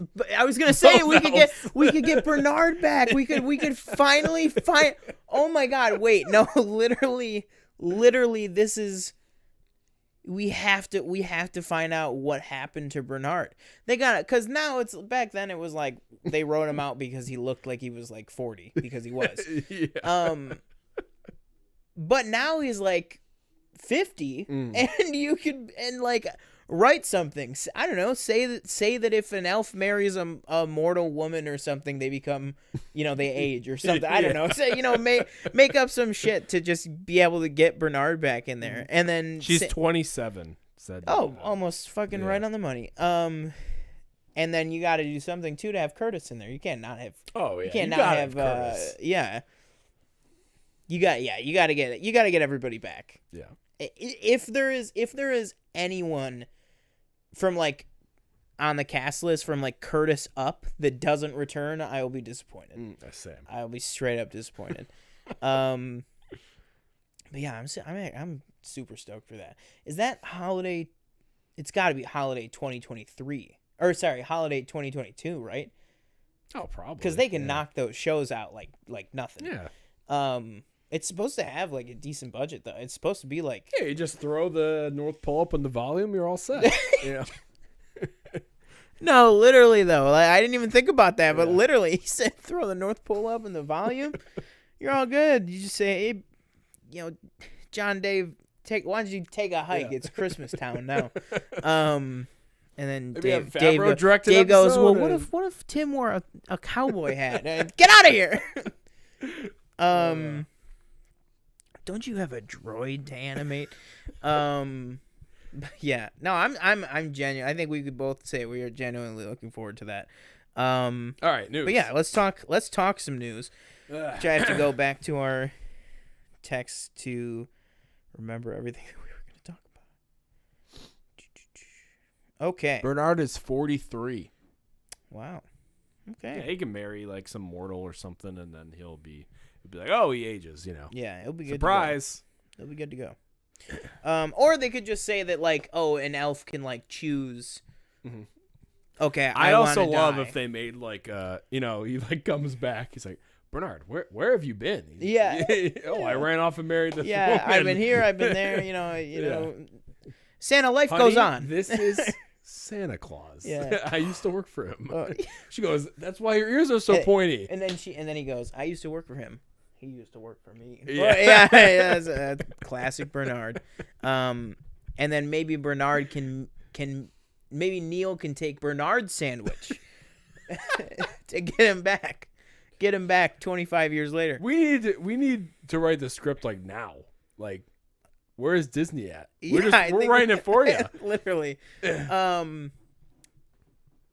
We'll have a whole episode. That's literally a whole like 2-episode arc of Bernard coming back. Oh my God. We're what was I gonna say?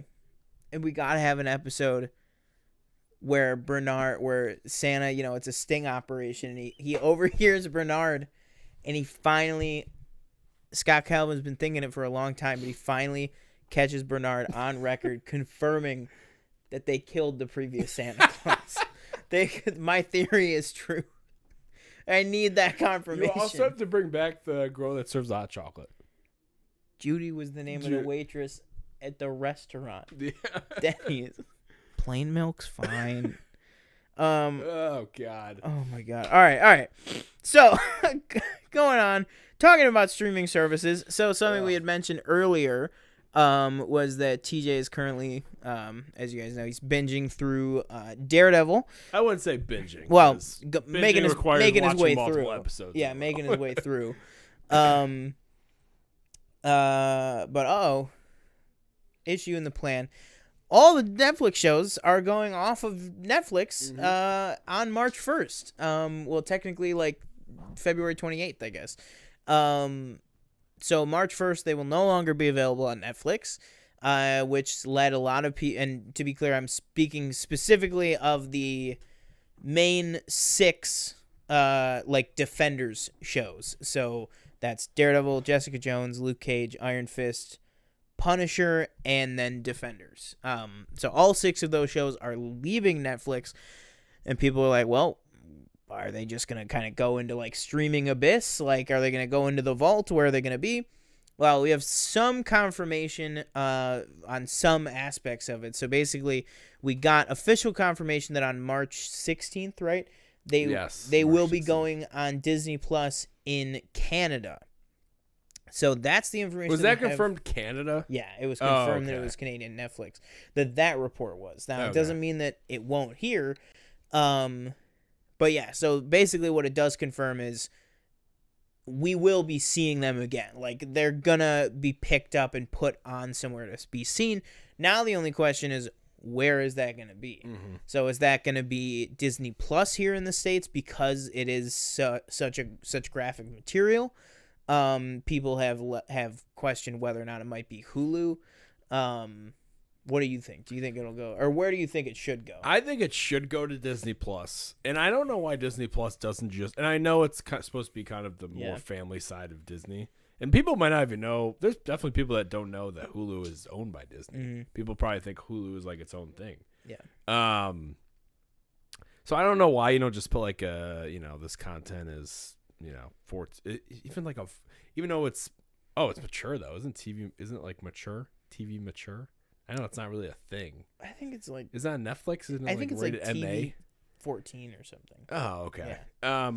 Because they do say like fucking stuff, don't they?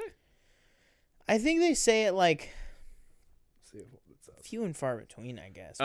But the main thing with it is like the blood and like adult, like there's like sex and like drugs and stuff. TVMA.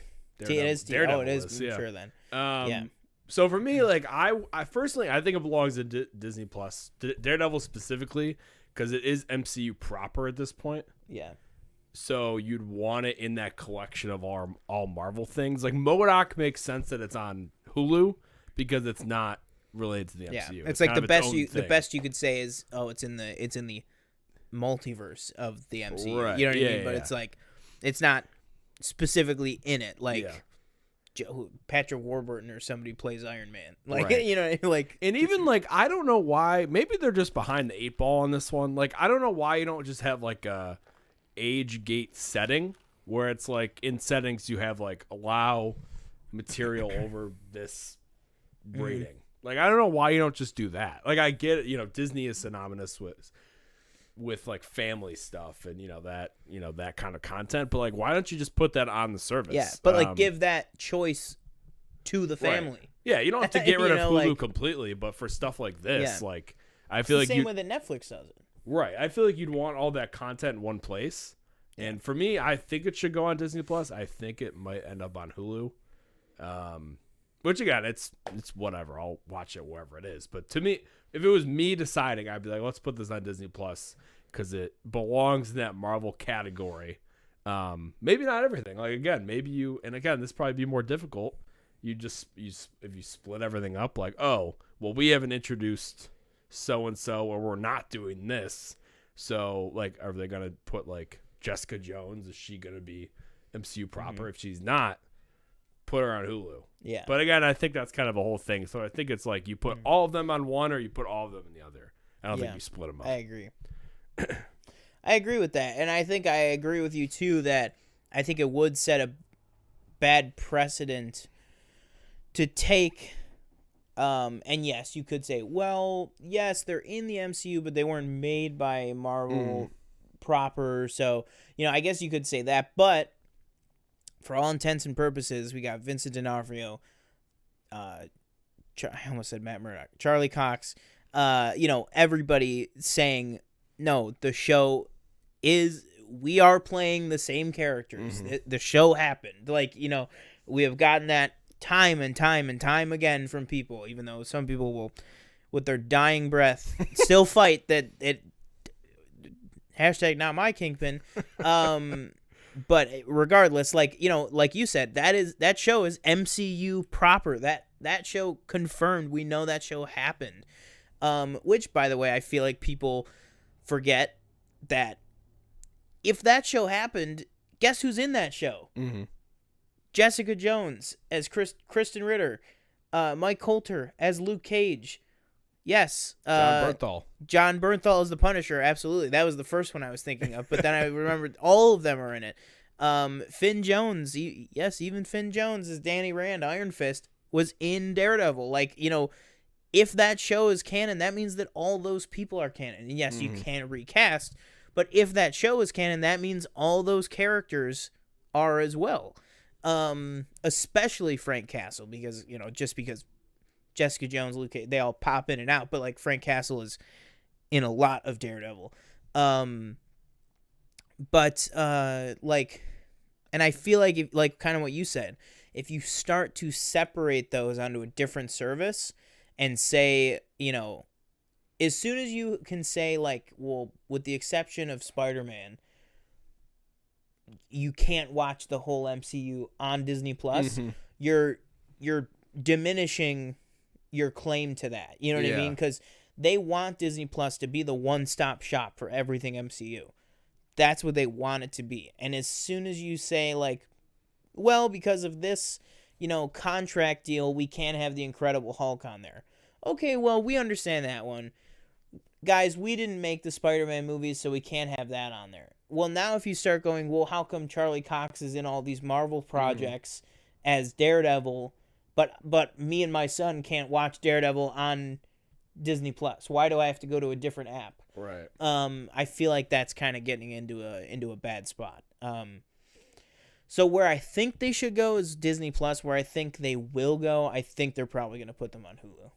But I will be happy to be wrong if they put them on Disney Plus. Please do it on March 16th or earlier. Yeah, or early. Please don't put them in limbo and. Yeah, like even March 16th, that's 2 weeks of limbo. Like, why even that? Yeah. Like, I mean, I get you want to make sure like there's a clean break and there's no like funny business or something, so you probably want at least that buffer. But like you said, not much more than that. Like, I don't want to go into like April and May and stuff and still have nowhere to watch them. Right. Because it's not like it's a streaming show. Yeah. You can't go to a store and buy Daredevil. Yeah. You know what I mean? Like, once it's gone, it's gone. That's like a terrifying thought, but that's one good thing about like the Paramount Pluses and the Disney Plus and stuff, like, is you make the content, you upload the content, you have it. You know what I mean? Whereas like the Netflix Marvel shows, Marvel put up the money, Netflix made the content, but Marvel gets to take it back. Right. You know what I mean? So it's like WandaVision, Falcon, all that stuff. There is no one to take it back from Disney. So we know those are like safe. You know what I mean? That's at least the one benefit of like them making their own content and self-distributing it is that nobody can ever come in and say, oh, your 3 years are up. Give me Falcon and Winter Soldier back. You know what I mean? But yeah, so I think what we want to see is to put it on in Disney Plus, but I guess we'll have to see what happens with that. So we got a confirmation or first look through a Lego set for Thor: Love and Thunder at Christian Bale's Gore the God Butcher holding the Necromancer sword. Okay. And this movie is going full tilt crazy comic books, just like the Guardians movies and then Thor Ragnarok too. Like, it just seems like we're gonna be going on like a crazy like Jack Kirby like wild ride. We got confirmed that that Jane will be referred to as Mighty Thor, and then Thor will just be Thor, and that Valkyrie is now King Valkyrie.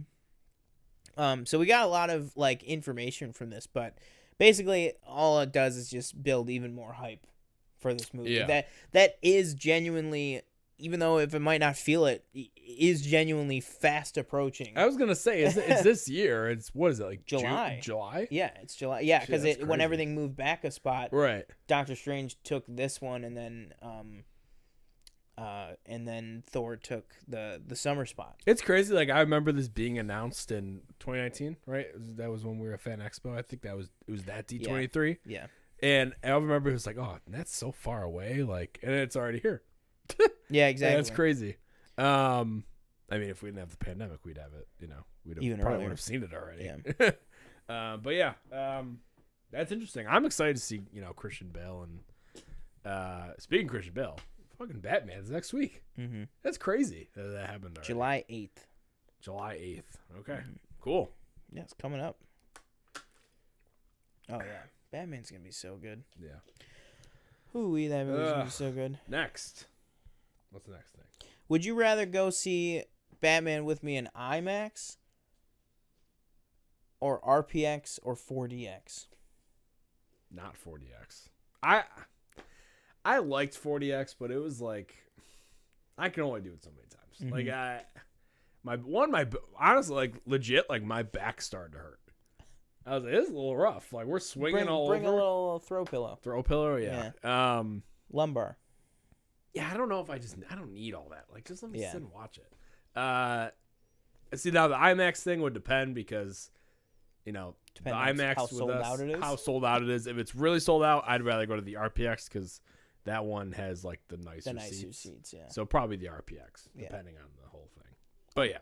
Because I'll say this here, I wasn't really planning on making an announcement. I don't know if did I tell you about my Batman plan? No, you didn't tell me. So I'm going to. Well, we're both obviously going to do a big review of the Batman on the channel. But I'm going to do small videos.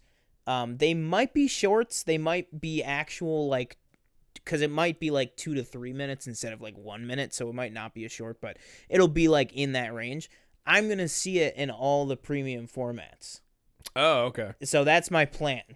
Is that I'm gonna see it. Well, all the premium formats that are available. In our area, but yeah. it's there's none that we don't have. The only thing that we don't have is a Dolby. We don't have like a we don't. Yeah, have Dolby. that's the only thing that we don't have. We don't have a Dolby Vision and Dolby Atmos cinema around here. And the 3D. I just 3D is not my thing. 4D. Yeah, but also 3D. I'm sorry, I don't consider 3D a premium format. Okay, that's fair. You know what I mean? Price may be premium, but it's not premium. Yeah, like a premium format. I mean, I'm gonna see it opening night. I'm just gonna see it normal. I'm just gonna see it on a regular screen, and that'll be the one that we review. But then I'm going to see it in Screen X, in RPX, in 4DX, and in IMAX. I forgot about that. Yeah. So yeah, I basically just want to do it just as a little series on the channel, but also like for my own personal benefit. I just want like a control thing to see the same movie in each experience, and then at the end just kind of compare them. So yeah, that's why I said that. So I'll definitely hit you up for one of those because I think my dad wants to go see Batman in IMAX, so I might hit you up for the RPX. And I might just have to solo it for the 4DX. Yeah. Which I'm fine. I mean, whatever.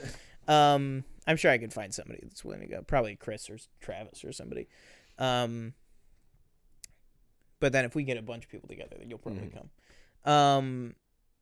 So yeah, we'll see. But yeah, that is something I am not making a promise because it's a 3-hour movie. So each one of those showings is like a 4.5-hour commitment with driving. So that is my goal. I'll say that is my goal is to do that series. Just because I think it'll be fun just to really be able to really compare them. I already have like some front runners in my mind of. Which one do you think? Yeah. Huh? What are you talking? Are you talking about like which one? Do you think What were you going to say? The best or the worst? The best. Oh. Yeah. I think that I will come away I'll tell you right now, I think my I won't reveal my full ranking, but I think I know what it's going to be. But I'm excited to be proven wrong. I think RPX is going to end up being the best. Oh, okay. I think I've never been to RPX, so I don't know. But. I have never watched a movie in RPX. So my most recent was definitely the 4DX with you, which was just over 2 months ago with Spider-Man. And then the Screen X. I saw Black Widow. So those were both within the past year. But then IMAX, I haven't been to an IMAX in over a decade. And I've never seen a full movie in 4DX. I've never seen a full movie in RPX, but what I did see in RPX was I stuck my head in one time at Godzilla King of the Monsters. In that, like, in the final battle of that, when he is, like, on fire and just, like, screaming and, like, there's all the sound and I was just, like, I was trembling. I can't even imagine watching the whole movie. So what I think it'll come down to is I think IMAX is just incredibly impressive, but I feel like it'll lack on the audio. Whereas RPX, I feel, will be the most well-rounded experience. And then I don't think I'll change my mind. I'm guessing ScreenX will be the worst. Oh, okay. ScreenX is like the long, like... That's where you're sitting there and it's projected on the walls. Yeah. So it fills your entire vision. Your entire vision and your peripheral vision and everything. It's like, that's like in a perfect world. It'd probably be better too, like, if you saw the movie first in regular or whatever. Where you, exactly. Exactly, yeah. So yeah, that's what I'm going to try to do. I don't know how we got onto that. Oh, because you said Batman coming soon. Right, yeah. Yeah. So yeah, I'm super excited for Batman. I'm going to try to do that. We'll see how it goes. The Last of Us has gotten... People are saying it's gotten delayed to 2023, but I feel like there was never a definitive 2022 I would agree with date. That, where people said delayed, and I'm like, I don't think they ever said it was coming out this year. I feel like they more just announced, hey, it's definitely not this year. Yeah. Just so you know. Like, I feel like it was like almost like a warning shot. It was like, hey, just so you know, don't get your hopes like crazy high up because it's not coming this year. Yeah. So what do you think about that? We got probably less than a year. I'd assume it would be early 2023. Yeah, I'm surprised that they're still filming. I thought they'd honestly be done. Oh, yeah. At this point, because I felt like it started a while ago. I could be wrong. But yeah, take all the time you need. HBO has consistently produced, again, quality content, so I'm not really worried about the quality of the show. I have, full, confidence in HBO, Neil Druckmann, everybody over at Naughty Dog and HBO that they're going to produce something like really good and does the game, the justice that it deserves, I guess. Yeah, I'm really excited. I'm excited to see, and Sony just had their, Uncharted come out, which did really well, which kind of surprised me. I heard that it's kind of iffy. I haven't seen it either. So they're off to a good start with their PlayStation kind of adaptation. You trying to see that in IMAX? Maybe. Maybe. I don't know. I got a lot of opening shifts this week. Oh, okay. Hit me up. But yeah, I'm excited for it, and I'm take all the time you need. But I'm not really surprised because I didn't think it was coming out this year anyway. Yeah, I feel that. I get that. Yeah, I feel the same way. For me, I mean, I started playing the first game. That's about as far as I've gotten with it. I've started also the first game. Yeah. That's also as far as I've gotten as well. So, I'm really just more excited on the talent basis. No, I'm sorry. Uncharted I've started. Last of Us I played both. Sorry. Yeah. Yeah, so I'm more so just like excited on the talent aspect and the fact that, well, when you ask people about the Last of Us games, what do they always talk about? It's the story and stuff. So, hopefully that'll carry through to the show. I think it was a good idea because it's a very like long involved story in the games and stuff, so I thought it was a very good call going TV instead of movies. And I think, like kind of you were saying with the new kind of PlayStation Studios that they're doing, I think it's good to kind of, all right, we're going to try our hat at a movie with Uncharted. Okay. Critically, we'll see, improvements, but box office wise, great. Already crushing it. And then like, all right, now we're going to try, this is what you can expect as a TV show from PlayStation Studios. So So I'm really excited on that front too, just to see kind of the difference, see if maybe they, when they can get more screen time to kind of put towards the story and stuff, maybe that'll yield a better result. Maybe it won't. Maybe we'll be like, I feel like maybe you could have done this in a movie. But as TV keeps evolving and stuff, I feel like it'll only something get better. that occurred to me, I think a day or two ago. Remember when we did the story a few weeks ago of The Rock talking about the video game movie that he was doing? Yeah. Or video game, project, whatever it was. He's like, oh, it's a game I've been playing a long time. Did we say God of War is a possibility? Wait, as what? Is a possibility of what he was doing. Did it come out? It didn't come out, right? Like what the project was? Oh, The Rock, you mean? Yeah. No, it hasn't come out. I think that's a very good bet because he has the build for the character of Kratos. PlayStation is moving into movies and shows based off their IP. So you have Last of Us, you have Ghost of Tsushima. Do you think, though, that he's a good enough actor to do that? Like, do you think that they would cast him as that? I mean, he can he act? He can. I think The Rock can act. I think maybe there's better actors that probably would play the role better. Yes, but are those actors draws like The Rock is? And I'd say probably not. Mm-hmm. Especially just because I'm trying to think of somebody that has that build. Yeah. Of Kratos, who maybe like a Dave Bautista.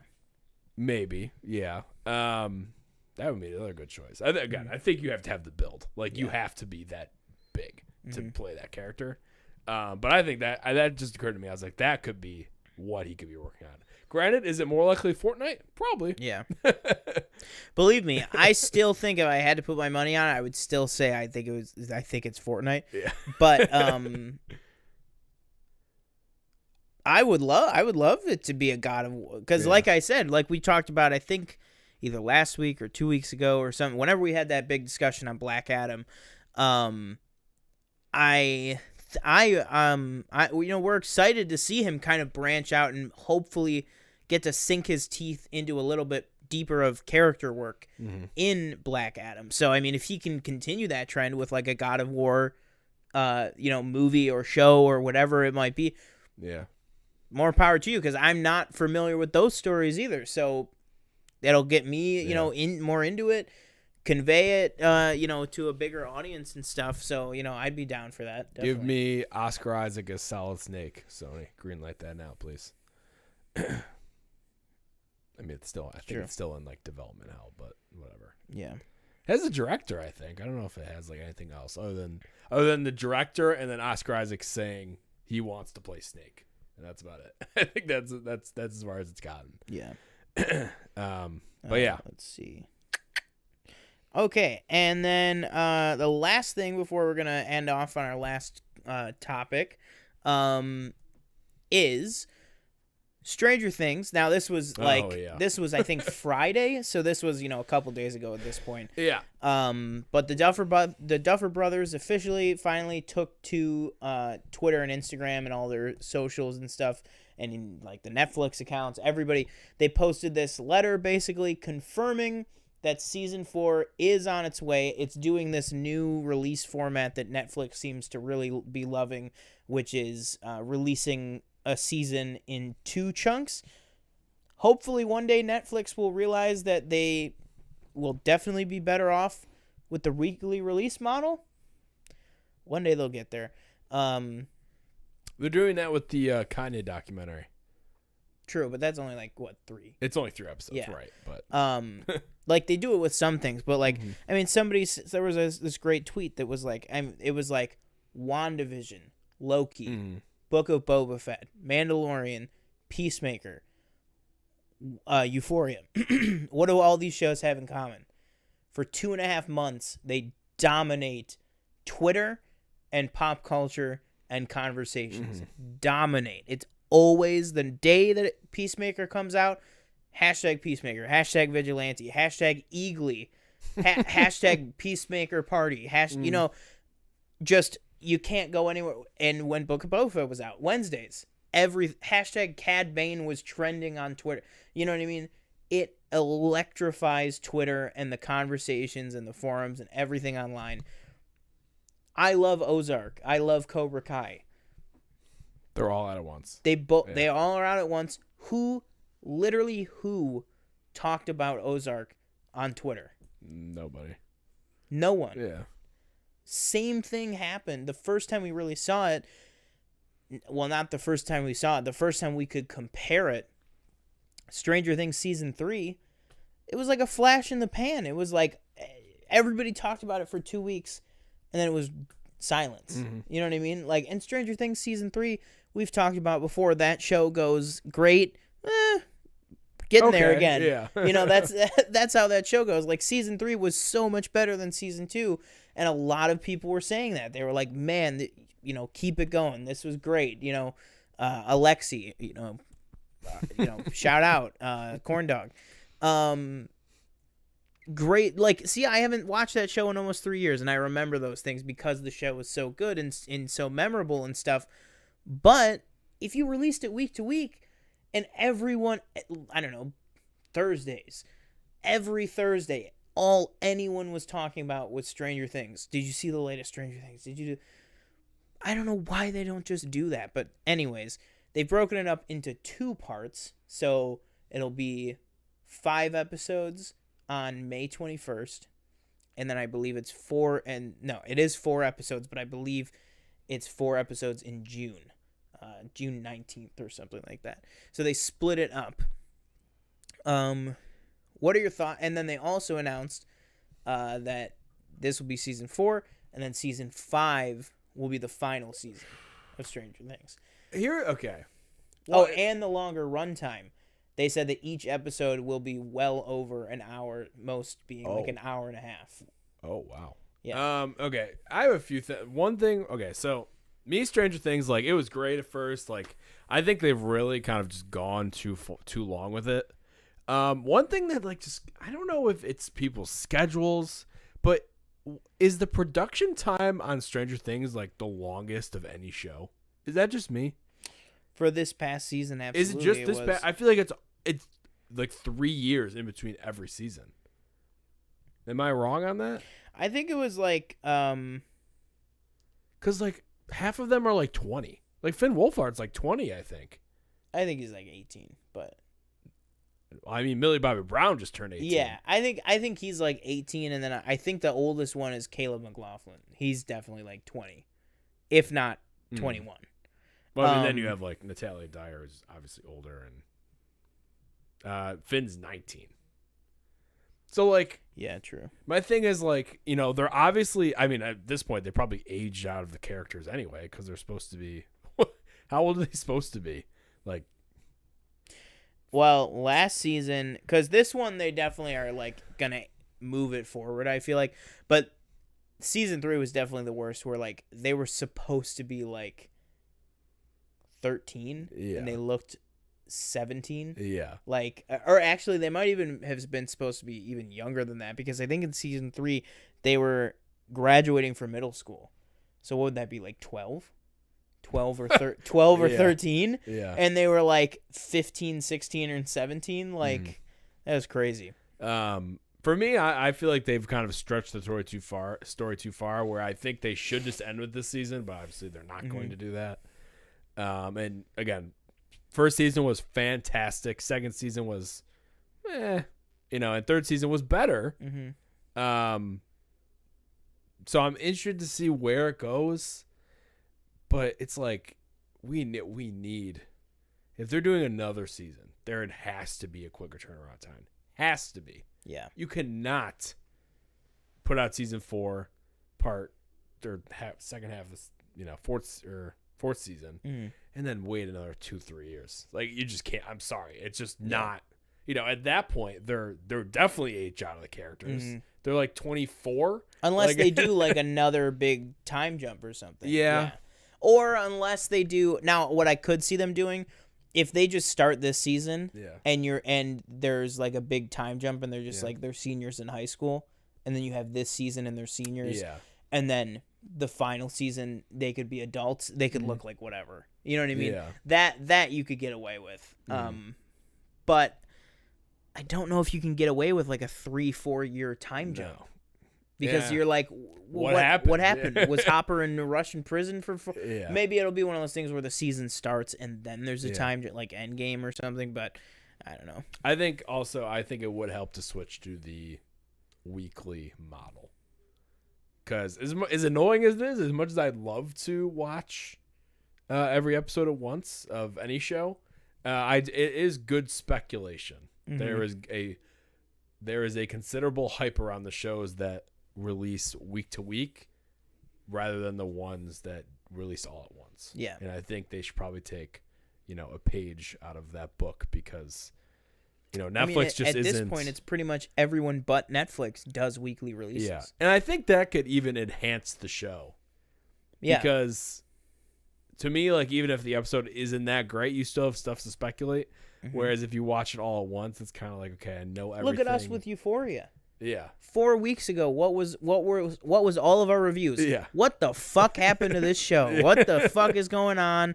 This is crazy. This doesn't make sense. This doesn't make sense. Where's Fexy? Yeah. Where's all that? Now, is it still as good as season 1? No. But we're starting to get more answers and we're starting to get there. You know what I mean? Like, whereas before, you might be like, there's fucking 4 more. I'm not even going to watch this. You know what I mean? Like, you might just get to that place. It's just a totally different dynamic. I think the turnaround of the season was the Rue-centered episode. Yeah. Where we get back to our roots, as they say. Yeah, see what I did there? I got it. Roots. Yeah, yep. I got that one. That was a good one. But yeah, I think Netflix should probably do that. And again, put out season 5 not 3 years later. Yeah. Put it out like well, I think the problem is later. like before we, get another he could still pop in as like Red Guardian here or there or whatever. But like because the other thing too is that like he couldn't like film Black Widow and then I'm hopping on a plane and going to film Stranger Things because of the weight, and not that he was overweight on whatever. He did it on purpose. Like he knew he had to gain a bunch of weight for Black Widow and then he had to lose a bunch of weight for Stranger Things. Yeah. So it's like, before we get a Enola Holmes 3, we better get season 5 of Stranger Things. That's all I'm saying. Because it's like, she filmed 2 Enola Holmes movies in between seasons of Stranger Things. He joined the MCU and Godzilla. And 2 Godzilla movies. 2. King of Monsters was 2019. Godzilla vs. Kong. Yeah. She did 4 movies in between the seasons. That is like, that should not be allowed. Not on her part. Good for whatever. Because unless she was the one holding up production, but then whatever. But even Finn Wolfhard, he did. He did Ghostbusters, The Goldfinch. The Goldfinch. Don't forget about The Goldfinch. Was that movie about 9/11? I never watched it. I don't know. I just remember there was a bunch of dust in the trailers, so I was like, what else did he do? When did It come out? Yeah, he definitely did It. That was definitely in between. I think he did. I think it was the first It, Stranger Things season 3, then the second It. Yeah. Oh boy. All right. What are we ending on? Oscars? Yeah. So yeah, then the last thing we want to talk about is the Oscars in their ever. Oh wait, hang on. Let me check chat here.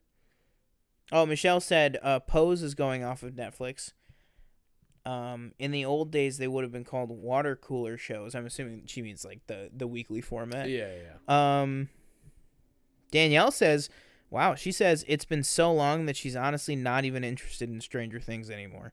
Wow. And then Michelle says, I have no idea why Ozark isn't talked about. This new part 1 was amazing.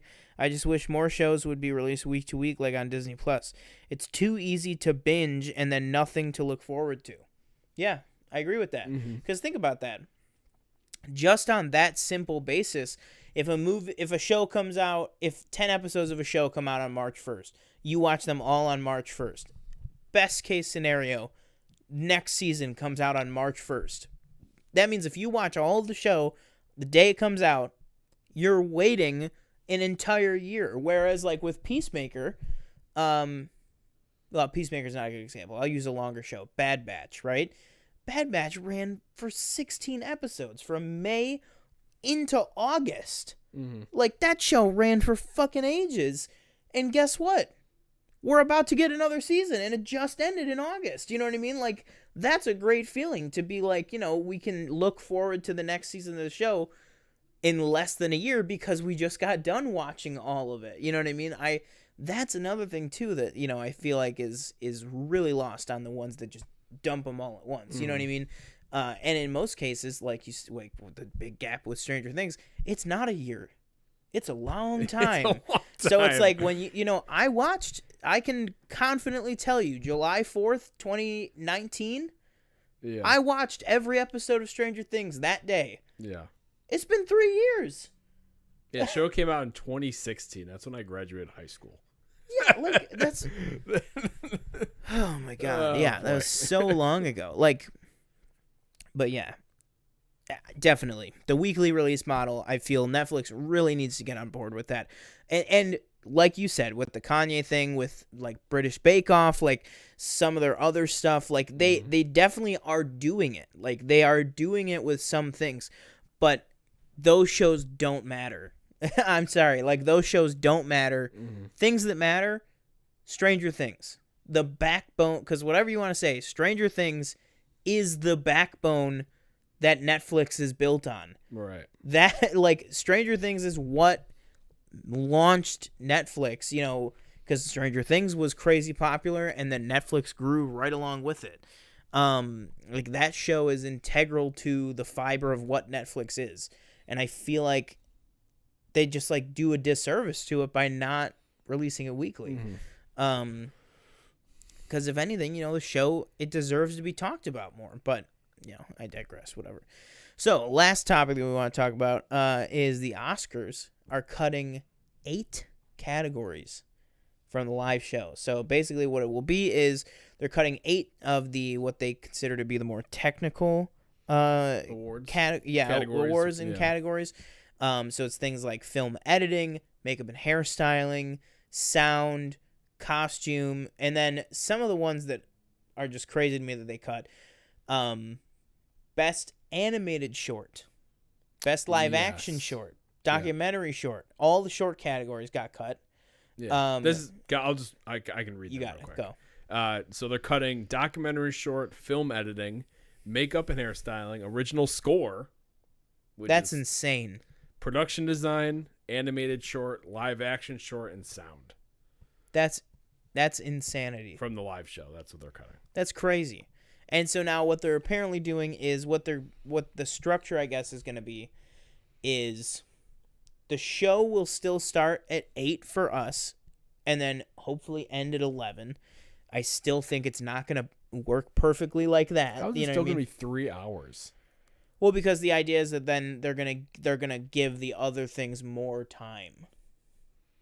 What do you do though? Have them come out and reenact the scene that they're nominated for? Like what? That's what I mean. Like I think it's what I think that's the conversation I want to have right now is what do they think this is going to accomplish? What are they going to fill Because what they're doing is those are going to be presented and awarded and given off air. Then the announcer lady will say, and earlier tonight, John Williams won for Indiana Jones 5. Here's his acceptance speech. And then they're going to play the acceptance speech. But at that point, why don't you just put it in there? Exactly. What do you say? You're saving, what, a minute? Yeah. You know what I mean? Like, I don't even know. I genuinely Maybe they don't even leave know. time for more banter and stuff like that. Well, that's what I'm saying is, do they think that banter and musical numbers and stupid like celebrity sketches that are terribly written is going to get people to watch the Oscars? Yeah, like exactly. Like, do they think that like another half hour of that is really what's going to get people to tune in? Maybe they will. Maybe they're putting more time so that they can include everybody on the Who We Lost slideshow this time around. Good. You know, because remember, wasn't Luke Perry not on it? Was it last year? Yeah. That was 2 years. I don't know. Time's might have been like 3 years ago. No. It was because Once Upon a Time was last role. Yeah. Holy shit. Okay. He wasn't on it, right? No, he definitely was not. Okay. Yeah. And they were like, guys, he was on the website. Yeah. Okay. And doesn't make it okay. Doesn't matter. Does not change anything. Yeah, like I don't know, like what. I feel like that's a lot of categories. It's a third. Yeah, It's how a many third are of there? the show. Just 24? There's only 24. It's a Okay, third what of are the we gonna show do? they Like, cut. Yeah, like what are you gonna do? You're gonna have the nominees for like best actor or actress come up and like reenact their monologue that got them the nom. Yeah, like, are those Oscars gonna be like bronze instead of gold? Because they were awarded Oscar. Yeah, I don't know. Like, oh, here, this doesn't count. You know, we'll mail you the statue. Yeah. Like, you know what I mean? Like, it's just somebody like in the background. Go, you won. Go up there. Like, it's like you're taking all the fucking gravitas away from stuff. And I watched the John Campea show today, or listened to it. And of course he was like, I'm gonna say something that's gonna get me in trouble. It's about fucking time. And they were like, oh my god. But then like Robert Meyer Burnett was like, if you're a film editor, or even you deserve even better, recognition. Even better, if you're a this amazing documentarian and you got your big break and made this amazing documentary short, and you're like, oh my god, honey, I was nominated for an Oscar. We're gonna go to the Oscars. I'm gonna win my Oscar. Do you know off camera? How many people too like? I've watched things that have probably like I don't know how many people do this, but usually an Oscar to your name attracts more people. Like how many people do you think watched Parasite after it won Best Picture? Probably a lot, right? Incalculable amounts of people. Yeah, like if they cut best. I mean, again, best international. Like, but just for example, like if they cut Best Picture and Parasite won Best Picture, you know, people probably wouldn't be inept to watch it if they didn't see it win it on screen. If you run it on a website, I think it's different than you actually watching it. Somebody come up and grab the or even some of like the trophy. Animated shorts. Yeah, like, right. Mm-hmm. Some of those get a lot of recognition after the awards. Yes, they come out and we know what they are in advance with the nominations, but think about how many times you see they get to that category and you see the little like 5-second clip from it and you're like, oh, that one actually looks cool, I'm gonna look that up. That's gone. Yeah. You can't do that anymore. I saw a good point like on Twitter. I think it was Roka that said it was like, I think they're like trying to attract the audience that they lost with how long and how kind of boring it can be with those kind of categories. You know, however you may think, you might be watching just for the Best Picture and you have to get through all those categories to get to the Best Picture. Or here's an idea. But even you could tune in 30 minutes left. But I don't think at this point you're getting that audience back, even with these categories. No, and that's the name of our episode tonight. What will it take to get people to watch the Oscars again? I think the answer is nothing. I don't think anything. Yeah. And I saw Roka's post, and he's big, bold letters. You're never getting that audience back. Yeah. Ever. And then I saw another tweet from some random person. I don't know where. I think it was just Oscars like discussion, so I don't think it was anyone I follow. It just said, here's an idea to get millions of people to watch the Oscars. Don't change anything about the ceremony and put it on YouTube. Yeah. Like, literally, that people binge watch and crave 4-hour live streams on YouTube. You know what I mean? Like, I watched Linus Sebastian build a PC or build 10 PCs for 8 hours. You know what I mean? Like that. Yeah. People watch that shit on YouTube in the millions. Yeah. And if you could still throw ads in there. Like, you know, it doesn't have to be. Yeah. Because I think the worry probably is like, well, how do we make money off of it? Here's an idea. You could probably make more. Yeah. If we're being honest. But yeah, I mean, I don't know, and I don't know if it's something that Disney needs to work on. And they're trying to do the whole like, they're trying to do the fan favorite film, which is not going very well because you know, I haven't seen Cinderella. Apparently Cinderella's in the lead. Yeah, which my question is, how does that movie even qualify? Because it's a streaming movie. That doesn't make any sense because like, wasn't there like a streaming? There's like Power of the Dog. Yeah, but Power of the Dog had a cinema. Cinderella didn't have a. It was just exclusively Prime. I thought so. It definitely wasn't like a wide release. I don't think. It doesn't have to be a wide release, but I was not aware Because the rule still is it has to be shown. Oh, does the rule apply to this category?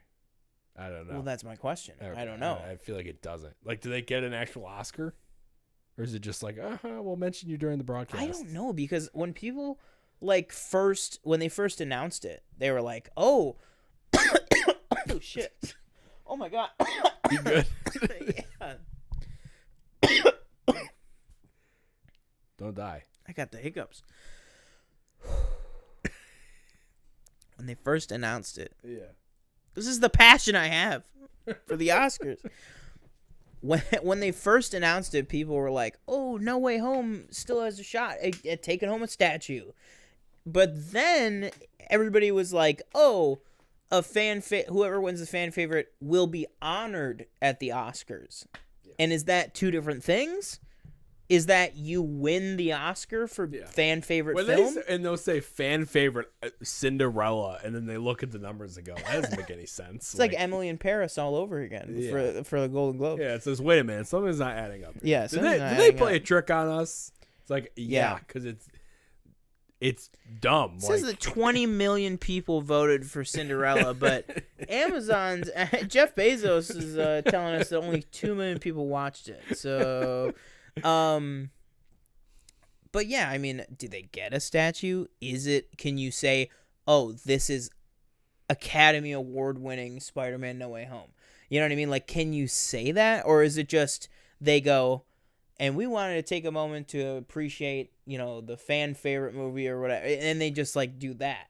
Yeah. You know what I mean? Like, is that, or is it something that's going to be treated like a Best Picture? Which I think, if that is, and they can find kind of a better way to do it, I think that it's a better idea than they've had for other things, and I think it's a way better idea than, remember the other year when they were going to add most popular movie, and it was just going to be the Academy voting on it, and people were like, are you fucking out of your mind?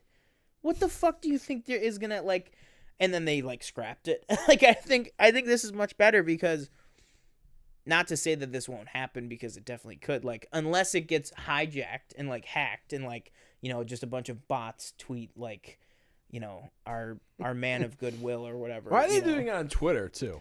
That's what I was thinking too. Was like, why is their website? Or at least spread it out. Like, use the hashtag on Twitter, use the hashtag on Instagram, use the hashtag on Facebook. You know what I mean? Like, putting it all on Twitter just is like, I don't know. It doesn't like sit right with me, I guess, because it's like I feel like that's very easily. Twitter. It's just Well, also think about how many people could just have a farm that just constantly tweets out, different variations on. Yeah. I think this is a mistake. Yeah. But I don't think, again, they're not getting that audience back. I think if you're not watching the Oscars at this point for, whatever reason, you're probably not going to watch it at all. Mm-hmm. You probably have no reason to watch it. Maybe you want to see, because again, I think a lot of it is celebrity. People don't like watching celebrities kind of pat themselves on the back. You know what I mean? Yeah. And for me, it's fun to champion like a movie or a performance every year. Like for this year, it's definitely like Andrew Garfield, Tick Tick Boom. Mm-hmm. The movie was nominated for Best Picture, which sucks, but definitely championing him to win the Oscar for Best Actor. Or like Parasite, like that was the big push ever that 2019. Like this year, I'm definitely team Belfast. Oh, okay. Like that's definitely, I'm with the hype. I said last week, I was like, or 2 weeks ago, I was like, better live up to all this shit that that we were going through our predictions and stuff, and it definitely did. But yeah, I don't know. I genuinely don't think, unless they radically change something, or get off this stupid notion that, if we just have a 3-hour package, so many more people will watch it. No, that will not. Nobody gives a shit. Nobody gives a shit how fucking long it is. They're either going to watch it or they're not going to watch it. Yeah. Like that, like I guarantee you the last thing, and I get it. I get how networks work. I'm not saying I like how networks work, or I shouldn't say that. I get how the networks work, and it's stupid. like with the affiliates, like they want to be out at 11 so that the local news stations can get their airtime. That's how network TV works. I get that. But guess fucking what? Nobody fucking gives a shit or watches that or cares about that model anymore. What the fuck? Like, I just don't understand how people, like, they don't understand it. Or here's an idea. Start it earlier. People are already watching 6 hours of red carpet. Also, by the way, people are watching 5, 6, 4, whatever hours of red carpet. Do you really think they care about how long the ceremony is? Yeah. There's people out there that, back when I was a kid, we would watch our watching of the Oscars as like a family would start at like 5 p.m.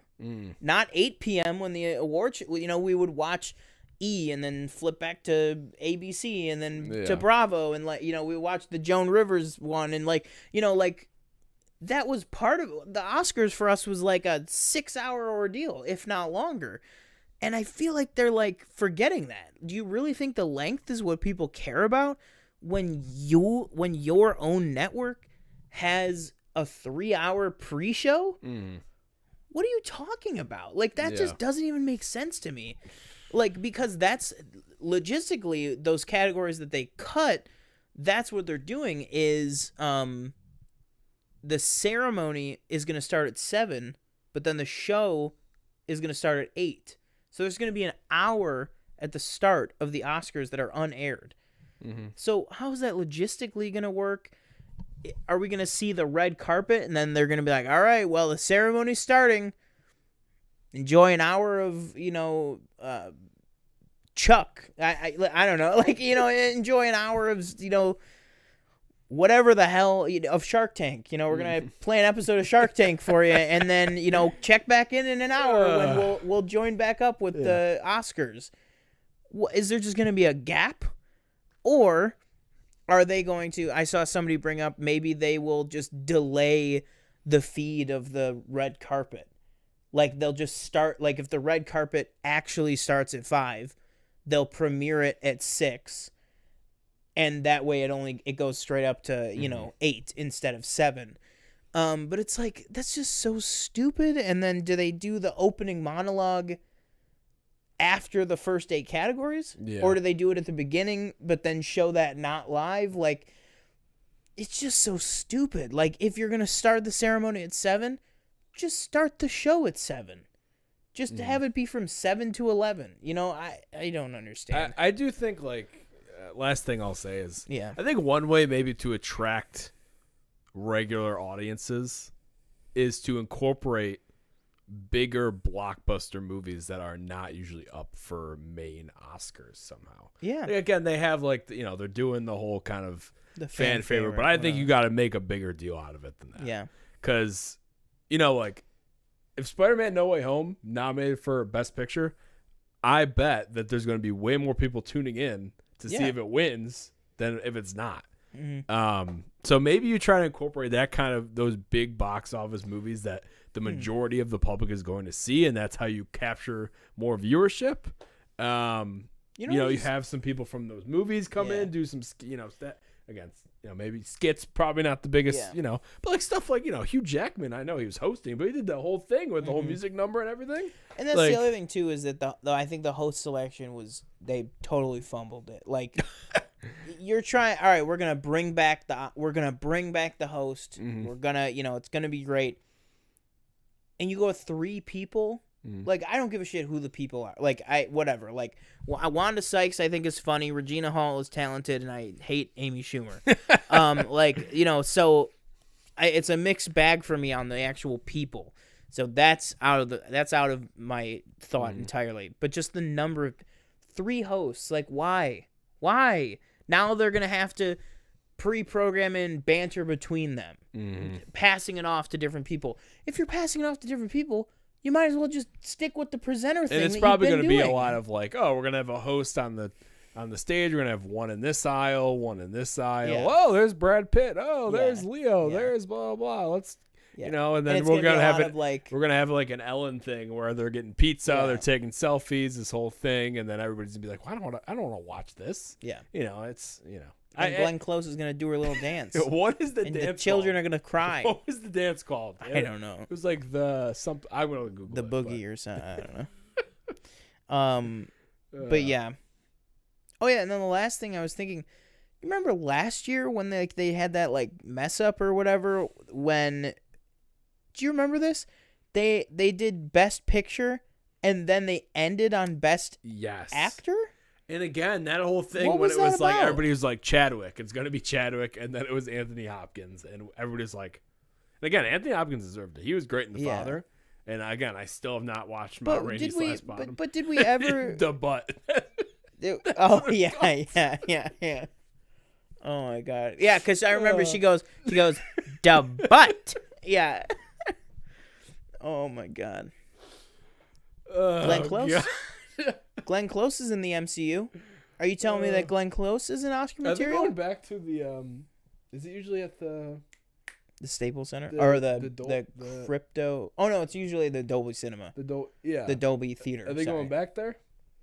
Because I don't know. Last year it was in like that small place. Yeah. And they didn't have as many people, obviously. Yeah, I'm not sure. I'd assume so because what's normally in the Staples Center? What's that show? I don't know, but it's not the Oscars. Yeah, I know. The Oscars is usually at Dolby Cinema. Something is usually in the Staples Center. I don't know. Or is that the wait? Is that the Golden Globes? They're in the Staples Center. Maybe that's why they're the Golden Globes. Is it? Those don't even exist anymore. The Kodak Theater?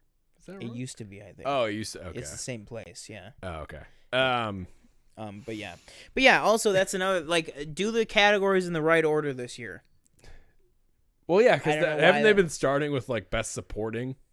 Yeah, I think they do that. I think what it is they do that. I think it's kind of a way to like trap people to like kind of spread them in. Yeah, in there. to be like, well, if you just tune in for the last half hour, you're gonna miss this because now they don't even necessarily do that. Like I'm pretty sure Best Actress was like 45-ish minutes before the end. Like I don't think it was like the old days where it was like the last four were guaranteed director, actor, actress, picture. That was always guaranteed. That was the last four categories. But yeah, I mean, I just think no matter what they do, it's the same as the Super Bowl, to be honest. Well, no, the Super Bowl because you could still have that underdogs what was that voice? You can still have that like underdog story of like a Bills or somebody coming in that's gonna drive viewership up, or the thing like there's more dynamics to the Super Bowl. Yeah. Whereas the Oscars, I feel like really no matter what the movies are, I genuinely feel like even if it was No Way Home, I still think like you're not gonna see it jump from like the old days of like 40 million people watching the Oscars. You know what I mean? Like, if it's going to be 12 million, next year it's going to be 11. Next year it's going to be 10. Yeah. Next year, you know what I mean? I mean, last year it was 9 million. 9 million people. That's 14 million less than watched the premiere of Malcolm in the Middle. I just watched the Frankie Muniz episode of the Steve-O podcast. But yeah, I don't know. Yeah. So we got nothing for Academy. Sorry. Yeah. You guys are gonna have to dig yourself out of this one. Yeah.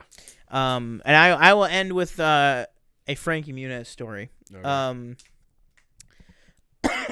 So if you don't know, him and his wife live in Arizona, and they own a brownstone in Arizona, which is like, what is that?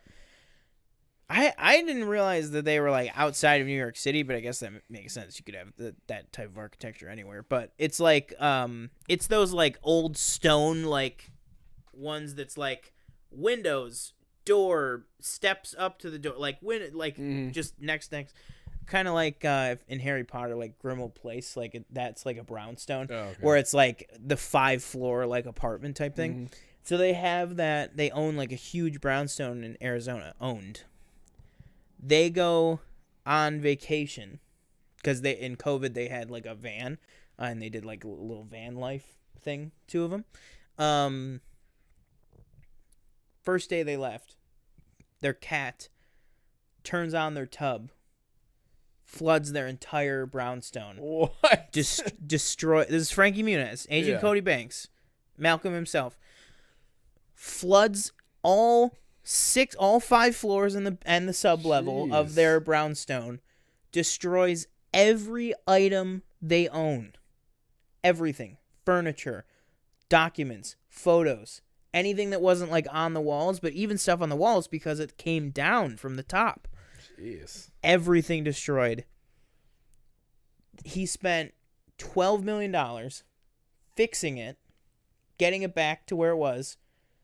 They start living in it again. They realize they have PTSD like about it because like their entire life was destroyed. Yeah. Realize they can't live in the house anymore. Sell it. Become van people. Become van people for like the rest or for a little bit. And then finally they just bought a new like big mansion in Arizona. Oh, so he's still got that money rolling in. Yeah. Oh, well, because they're go listen to this episode. The podcast is called Wild Ride with Steve-O.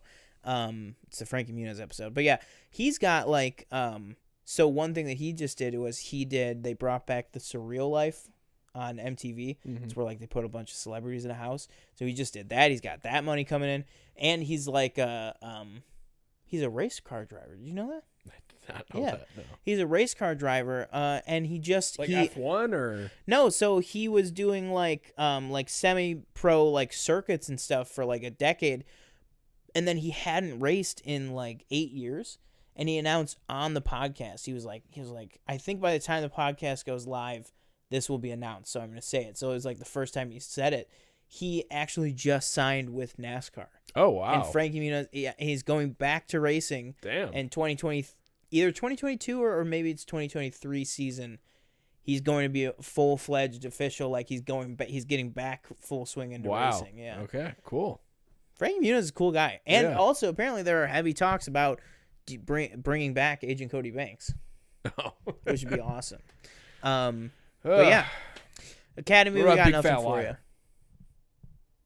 I think you could do it. Yeah, I think you could. Academy, we got nothing for you, man. Sorry, but yeah, thank you guys for joining us this week. Episode 75. We've been doing a couple short shows in a row, so it was nice to kind of stretch our legs and do a little bit of like 2.5 hours this week. Yeah.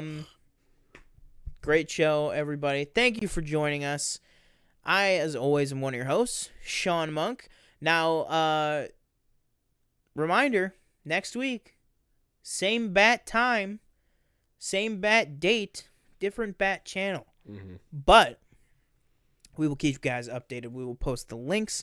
Also, next week for sure, we might do it every week, but next week for sure, we'll put up a little YouTube short just letting you guys know, hey, we're about to go live on the other channel, and we'll have a link to it and everything.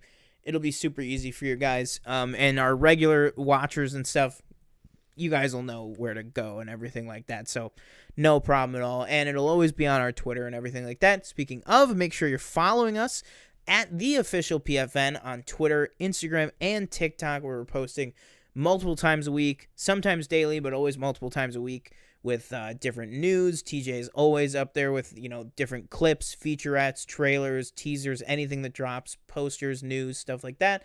So make sure you're following on those platforms for some additional content. And that'll do it for me. Yeah, it was your other host, TJ Cornwell. As Sean said, don't forget to like, comment, subscribe. Go check out that TikTok that I did. Very quickly, it's 10 seconds. Texas Chainsaw Massacre, famous line. Go like that and keep pushing. I'm trying to get to 5,000 views. And don't forget about next week. New channel for our live shows. We'll post it before we go live. Post it on this channel to make sure you head to the other one. And we will see you next week. Boom.